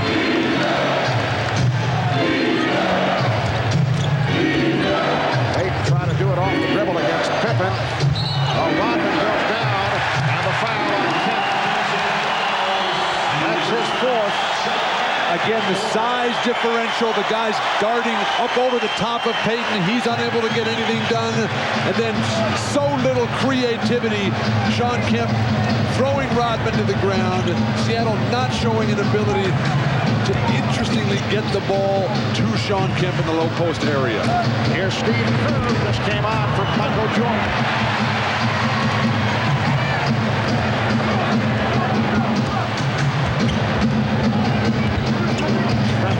Close the baseline on Kukoc. Mismatch with Pippen against Payton. And Payton able to get to it on the scramble. But the way that Chicago forces Seattle to make Payton give it up and have Kemp bring the ball up. And the hack called on Pippen. Well, that's one of the rare running opportunities for Seattle. The Chicago transition defense has been outstanding, but Gary Payton does not lead a lot of daylight. He can get into the lane, and that's when he can create for the Hersey Hawkins and the Detlef Schrempf and the Sam Perkins, but Payton has to get in the middle. This is an unusual substitution for Chicago with Michael Jordan going out midway through the third quarter. Normally, Michael will play that whole third quarter up until maybe 1 minute to go and get maybe a 3-minute rest surrounding between the third and fourth quarter. And I just wonder if Michael's a little bit winded and maybe that 9-day layoff now hitting him as far as the conditioning is concerned. Jordan 6 of 15, 20 points in all. He had 12 of those 20 in the second quarter. Mark, this is a real big gamble for George Karl right now, leaving Shawn Kemp in with 4 fouls. There is a ton of time left in this game. Shawn Kemp is very susceptible to picking up bundles of fouls. Rodman went to Kukoc up front, Pippen and Kerr in the backcourt. Kerr with the floater. And Schrempf rebounds. 4.5 remaining. Third quarter. Gary Payton's giving the ball up too quick. And Schrempf hits the three. So Detlef Schrempf, following the scoreless first half, has come on here in the third quarter. And with Shawn Kemp guarding Dennis Rodman, you're not going to run an isolation or a post-up for Dennis Rodman, so there's not a chance for a foul there. But where Shawn Kemp picks up his fouls are those reach-ins and over the backs on the board. Rodman, a wild shot by Rodman and a foul against the Sonics. The Supersonics personal foul, Gary. Foul on Payton, that's his third. Well, so much for Dennis Rodman not attacking Shawn Kemp. It just shows you how aware Dennis Rodman is. He normally doesn't even want the ball in the post, doesn't want to shoot the ball, but he knows that the man guarding him and a key player, Shawn Kemp, has 4 personal fouls. Remember when Hannah was talking at the beginning about how Payton was going to guard Pippen? That was a classic example of the difficulties of that matchup. Oh, Payton had a strip and they called up top. The Supersonics personal foul, Sam Perkins, his third. Foul on Perkins. That is his third, and now both teams over the foul limit. Scottie Pippen has been perfect at the line. Is back at the stripe, 7 for 7 from the free throw line. And Mark, another example of the incredible folly of Zurkowski getting thrown out, because now they got nobody to come with. Seattle, they do have a good bench. It's 9 deep. They have 3 guys who don't really play Wingate a little bit. But now you got McMillan out. Now you got Zurkowski out. That makes it a 7-man bench. No size. Bulls with a 72-67 lead. And left Schrempf feeling it here in the third quarter. Going at Scottie Pippen. And the rebound by Kemp on the tip draws the foul. It has been a parade to the free throw line of the second and third quarters. Dennis Rodman collects number 4. Well, during the Utah series, when Sean Kemp was getting into foul trouble early in that series, people were saying, you've got to cut down on your aggressiveness. You're getting in foul trouble. You're hurting your team. He said, I can't play that way. I'm not going to play that way. I play hard all the time and then let somebody else worry about the fouls. And we saw an example of it there, battling on the offensive glass, not worrying about adding 4 fouls, just playing hard. Well, Kemp, a 74% free throw shooter during the regular season, 12 of 14 at the line. Remember, 10 of 11 in Game 7 against Utah. 3-point Chicago lead. They led by as many as 11. It's a real solid combination for Seattle right now. Shot clock down to 4. Pippen. Well, the Bulls have hit a drought here in the closing minutes of the third quarter.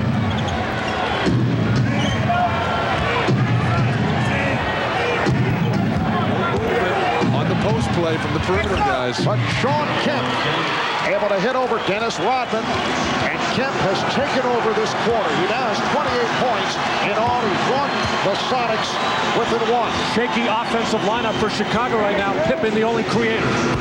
And Scottie Pippen knocks down the 3. He created for himself. Bulls by 4. Pippen with 21. But what a terrible pass by Detlef Schrempf. It's so soft. Sean Kemp waited 5 seconds for that play. The foul on Rodman, so that is 5 on Dennis Rodman. With 2:32 remaining in the third quarter, a timeout is taken. It's the Bulls 75, the Sonics 71. Well, Dennis Rodman in trouble with 5 personal fouls, and he is upset. We've talked with Dennis about his intense desire. Anyone has played with me know that my desire to win is higher than my desire to live in the game of basketball. I think that people know that I would put my life on the line to win a basketball game, put my life on the line to save an individual on this team with any cost. I think people know that on this team, and anybody that's played with me. So the motion that I have to strive to be Dennis Rodman and to win a championship is not just for me, it's for the people that I'm playing with. I think it goes the same with Michael Jordan and Scottie. I think we really want to win a championship, not for ourselves, because I think we've been there. I think we want to win it for the other guys on the team because they don't get the respect that we do.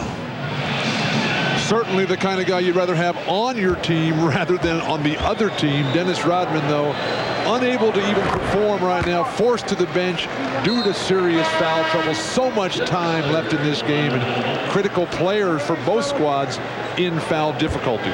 And you look back at the regular season, Rodman fouled out only 1 time in the regular campaign, fouled out only 1 time earlier in the playoffs, sitting down now with 5, and the Bulls lead 75-73 after leading by as many as 11. But as we have been mentioning, Sean Kemp also in foul difficulty. He is on the floor with 4. Here's Bushler. Nice lead pass, but he blew it. And Mark, a very tough matchup for Sean Kemp now against Tony Kukoc. Detlef Schrempf finding the range in the second half. And the game is tied at 75. Schrempf with all 9 points in the third. Michael Jordan is back. Well, Michael Jordan sat down when it was 69-62 Chicago, and now he's given the Bulls a 77-75 lead. Nice ball movement by the Sonics. Perkins open.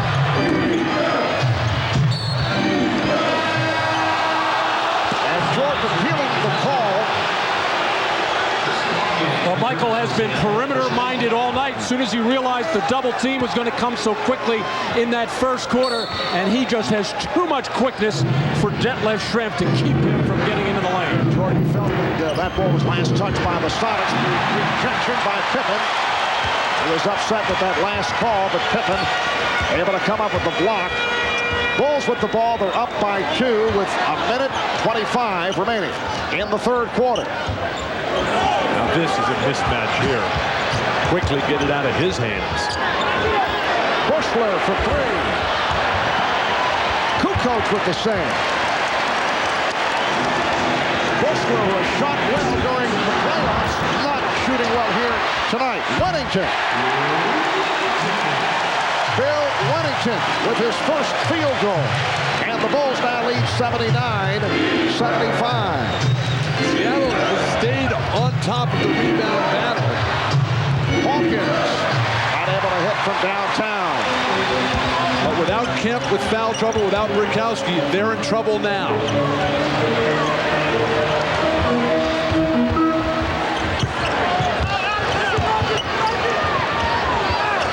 Shot clock at 7. Bushler's pass broken up. Judd Bushler having some tough moments coming into tonight. He had hit 6 of 8 from the field in the series against Orlando. And now a call being made by Bennett Salvatore, which surprised the Sonics. 23. We have a double technical foul. A double technical on Michael Jordan and Gary Payton. Action away from the ball. Well, Gary Payton has been matched up a couple of times with Michael Jordan. Not right now, but he is trying to get up into the chest of Michael at every opportunity and making physical contact. And there, Jordan and Payton just swatting away at each other. And the offside official, Bennett Salvatore, spotted it. That's just good aggressive basketball. All that contact down in the chest area, certainly within the realm of sportsmanship. And Bushler strip. 20 seconds remaining in the third.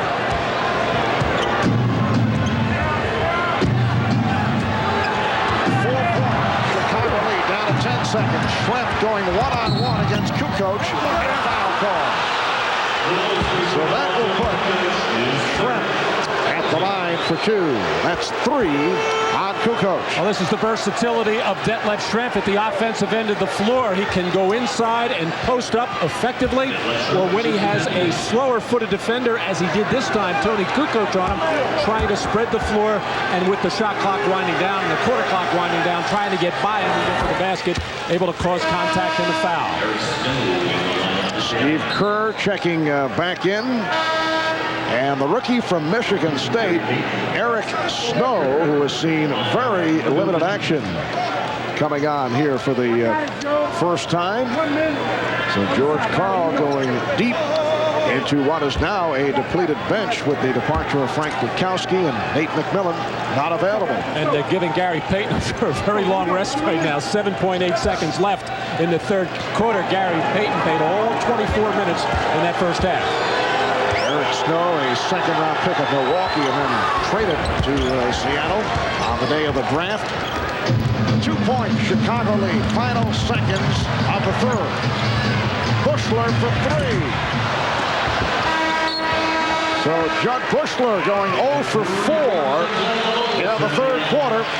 Sean Kemp pivotal in leading the Sonics back. After 3, the Bulls 79, Sonics 77. Kemp with 30 points in all. They've come from 11 down, trailing by only 2 as we head to the fourth. We'll be back after this from your local station. You're watching the NBA on NBC. Copyrighted telecast of the National Basketball Association may not be retransmitted, reproduced, or rebroadcast without the express written consent of the NBA. Well, for those of you with computers, you can go online right now on finals.com and interact with NBC's own Steve Snapper Jones. You can send Steve your questions and comments about tonight's game right now during the game and during every game for the rest of the finals. He'll be providing game commentary, answering as many of your questions as possible. Apparently, the NBA Finals.com headquarters all the way upstairs. I would think it's an effort to keep Steve as far away as possible from Bill Walton. I'm sure Steve is up there criticizing everything I've said tonight. Oh, now, that's one point of view, isn't it? Detlef Schrempf has worked his way back into this game with a terrific third quarter. Oh, beautiful tip by Wennington to start the fourth quarter. The Bulls lead 81-77. Phil Jackson desperately looking for some help from that bench, getting nothing from Steve Kerr and Judd Bushler, only Tony Kukoc, and now Bill Wennington with 4 points. Gary Payton. And a loose ball foul. Foul on the Sonics. It is on Askew. That is his third. Kukoc forces a shot over two guys, but that just opens up. That's Chicago Bull basketball. You force a double team. If you don't double team, you get burned by the one guy. And here's one guy you have to double team. Kukoc with a gorgeous move. Spinning his way, and it leads to a timeout. George Karl wants to talk it over.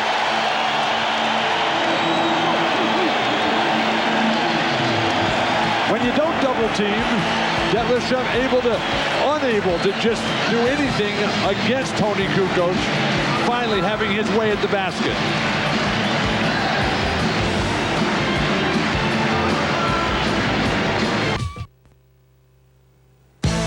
Miller, where great taste runs in the family, brings you Miller Moments.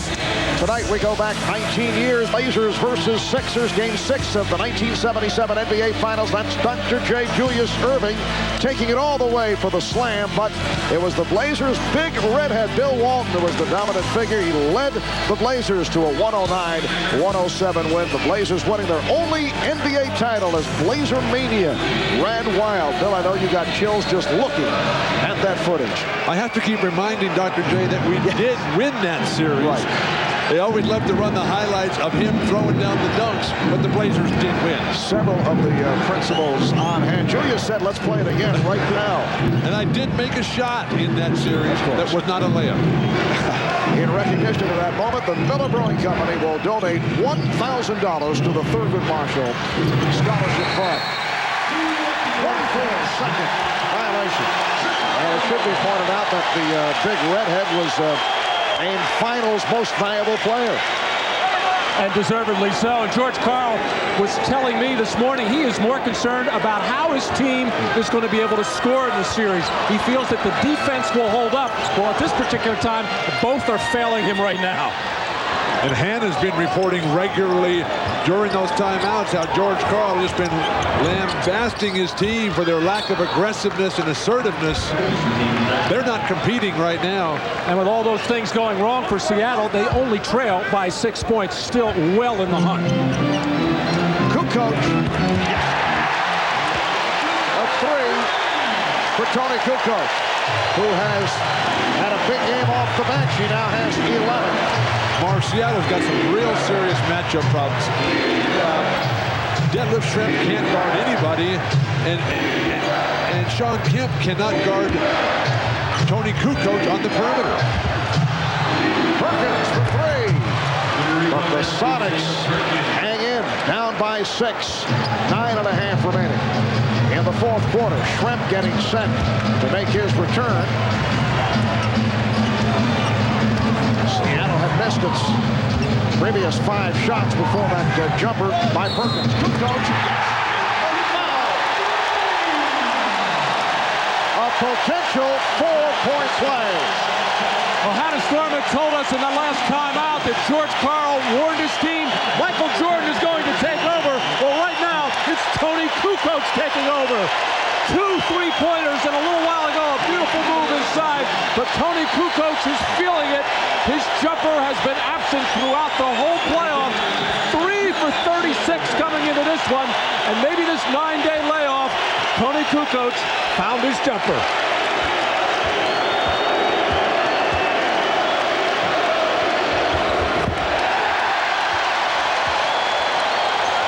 A 4-point play for Kukoc.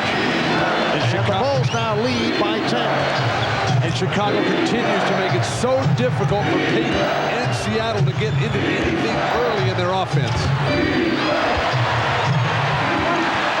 Michael Jordan battling to come up with the rebound. 3 minutes gone by in the fourth. Looks like the Bulls want to get the ball to Kukoc, the man with the hot hands. Well, Jordan tried to get it down low, intended for Pippen.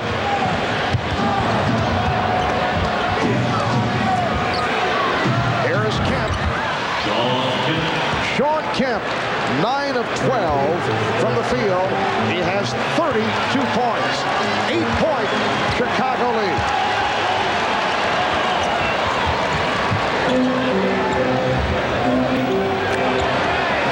Longley getting position on Perkins. Shot clock and a foul. Longley. Harper with a rebound.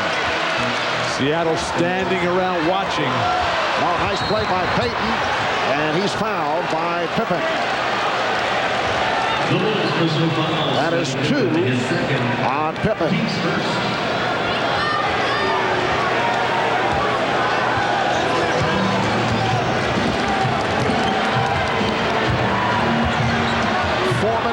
Gone by in the fourth quarter. Game 1 of the NBA Finals Series. Game 2 here in Chicago on Friday night. Perkins with the save. Look out. And Sam landing in our lap. I thought I made a pretty good save on that one. I thought you were heading for the 5th row. No, that was my way of protecting Sam Perkins. Here's another look. Gary Payton is unable to create inside in all the earlier. More importantly, watch this, Bill. Marv Albert standing right up there and I think he was saving leaving. Matt Kukoc. He was leaving the building.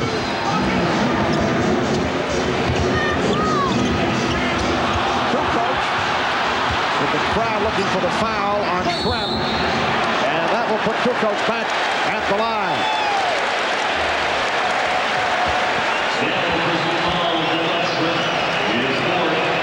So the Bulls with a 90-82 lead, and Tony Kukoc at the free throw line. Kukoc with 9 of his 15 in the fourth quarter.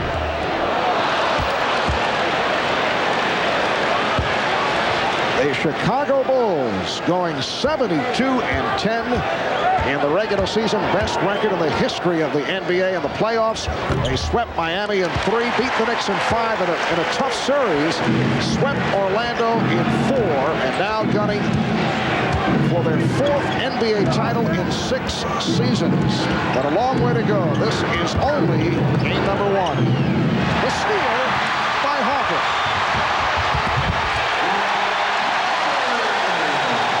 And the Sonics call for time.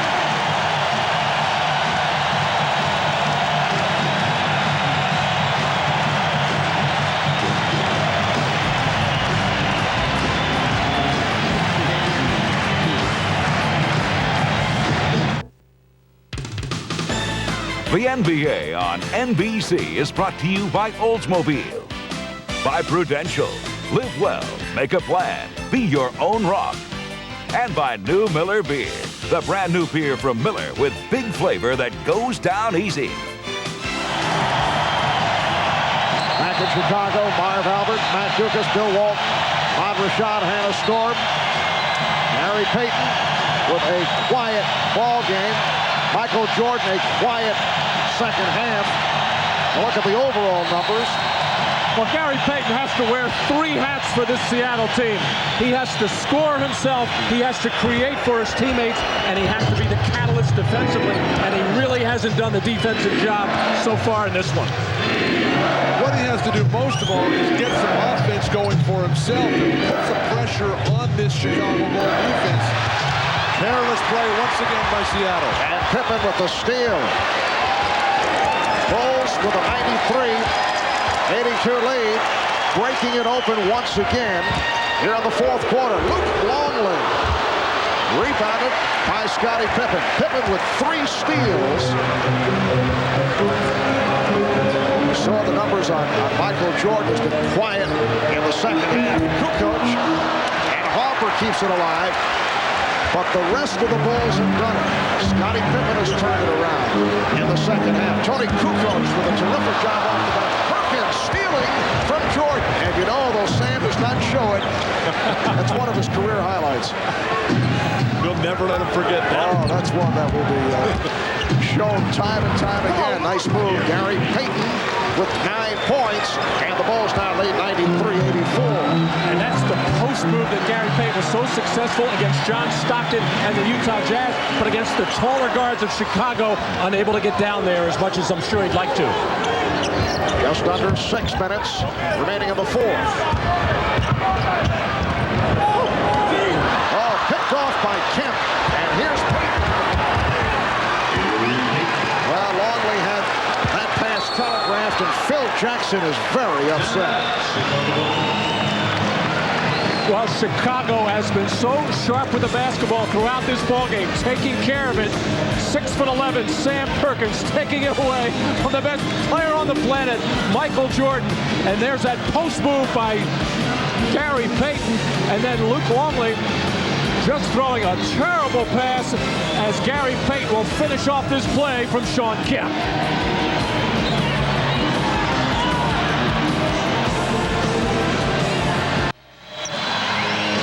45-year-old George Karl, the head coach of the Seattle Sonics, fourth full season as the head man of Seattle. Friday in prime time at 9 p.m. Eastern. It'll be game 2 of the NBA Finals.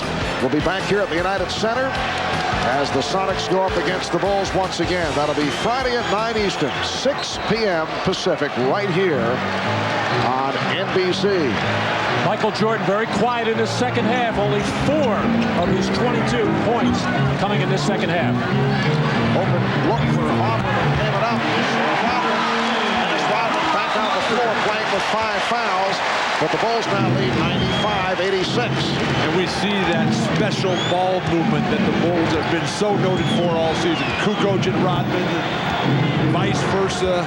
Everybody getting involved right now. Gary Payton just can't finish at the basket area. Too much size, too much athletic ability for Chicago.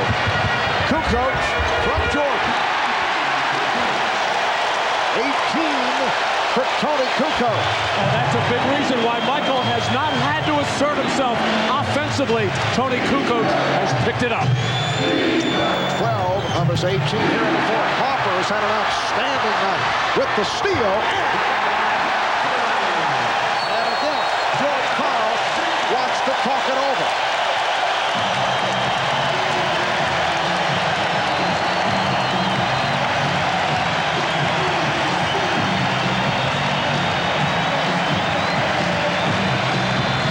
Michael Jordan in transition, finding his teammates who are all running the floor. Big men just out hustling the Sonics right now. And then Harper has been in the passing lanes all night long. No answer for Seattle. They're forced to the bench again.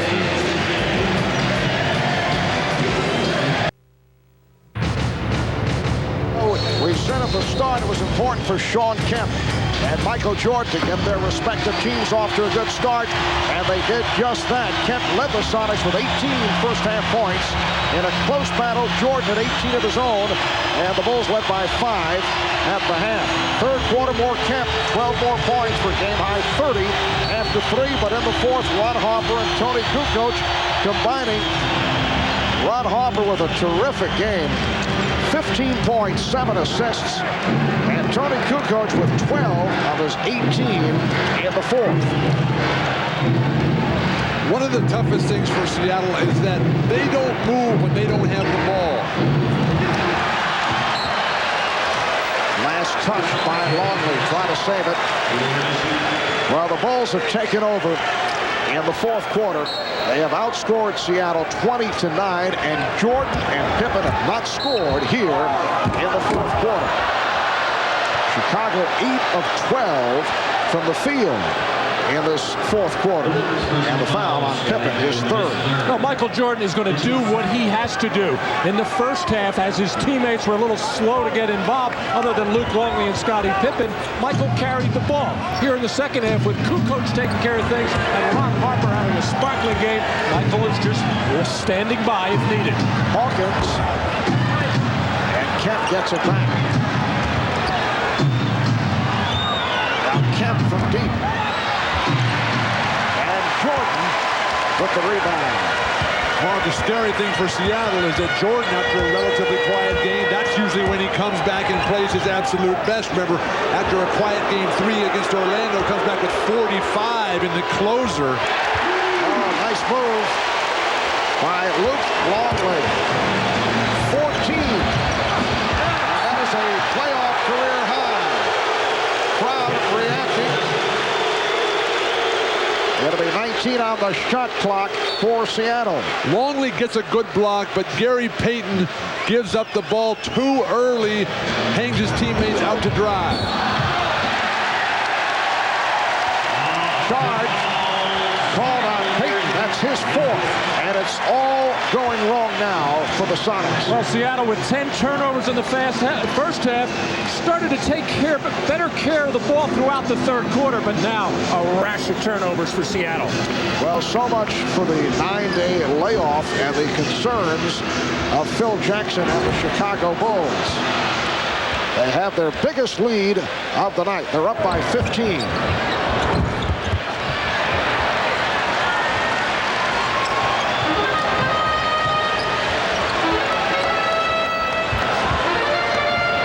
Just under 3 remaining, 4th quarter. Open shot for Hopper, but came up with air. And here is Payton. So the Bulls now lead 101-88. Very difficult for Seattle to come back against this kind of lead. They don't have really anybody right now who's able to take the game over completely. Now, Sean Kemp has been hot throughout, but they haven't been able to capitalize on that. And Gary Payton has struggled offensively. Oh, Michael Jordan with a high arcing jump shot, and that had something to say to the Seattle bench. Looked right down at Vincent Askew, said, "I'm pretty good." Yes. And we are down to 2 minutes remaining in the 4th. Scottie Pippen has had an outstanding game. Not gigantic numbers in their area. Terrific defense on Detlef Schrempf, clogging the lane, making the plays when needed. A solid performance from Scottie Pippen. Longley. Oh, look out. Rodman just went down. Joe Crawford taking a long look.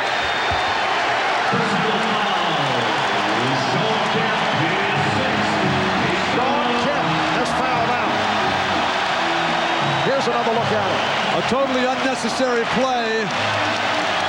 All of them hooked up there. Frustration by Sean Kemp. Just let that one go. You got to play above the antics of Dennis Rodman, who incites that type of behavior. And loves it all the way. Oh, absolutely. Actually, I think Sean Kemp pushed him on his wrist. And he went sprawling like the building fell on him. Saw the final numbers on Kemp. 32 points, 9 of 14 shooting, 7 rebounds in 40 minutes. Oh, look out. Hopper and Payton. In the collision, Payton was going for the steal.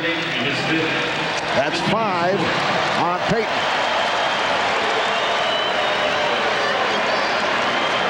Gary Payton shooting the gap on the weak side. A violent collision. These are 2 of the toughest guys you'll ever come across. Fortunately, they're both okay. One of the biggest questions for George Karl is going to be, who is he going to have Detlef Schrempf guard for the rest of this series? Because they have attacked his man every time. Jordan. And he'll go to the line. Well, Michael, I'm sure, will say he was totally unimpressed with the strategy of Schrempf doing the guarding of Michael and then the double team, because he just quickly realized that he was just going to move outside, and that would negate a lot of the double teaming and spread the floor for himself, where he could drive, take his jump shots, get others involved as he did in the second half. And then when they did switch, when Seattle did switch a smaller guy, Michael just swung right into the low post and punished him down there. That's that versatility of Jordan and the Bulls offense, which is brilliant at picking out where the advantage is. 26 for Jordan, along with 7 rebounds. And the Bulls have opened up a 105-88 lead as we come up on 1 minute remaining in the 4th quarter. So an impressive start for the Chicago Bulls. Foul is called. Schrempf took the hit. An impressive start, some concern, and it was genuine concern on the part of the Bulls that the long layoff could have an effect. Phil Jackson with the victory smile at this point. The Bulls last played in that fourth and final game against Orlando on May the 27th. They were getting sick of going against each other in practice. And Phil did tell us yesterday that the two players that the layoff might possibly help was Scottie Pippen, who has an assortment of bumps and bruises, and Ron Harper, who has a bad knee and had to have that knee drained during that week, and he has responded beautifully. It certainly helped Luke Longley, but this Chicago Bulls team is so special. When you got guys like Jordan and Rodman who just have such a killer instinct out there, the practices become so competitive, and then the genius of Phil Jackson that keeps everybody sharp all the time. Shot clock at 5, 40 seconds remaining in the game. Jordan, yes, in dramatic fashion. That's just an impossible matchup for Denver Shrimp, who doesn't have the foot speed to challenge Jordan. Askew. That was a three-point attempt. We are down to 25 seconds remaining. Looks like Pippen got a piece of it. And the Bulls now hearing it from the crowd. They're on their feet at the United Center. Michael Jordan with 28 points. Scottie Pippen with 21. Tony Kukoc with 18, Ron Harper 15, Luke Longley 14, Sean Kemp leading the Sonics with 32, and the Bulls have won Game 1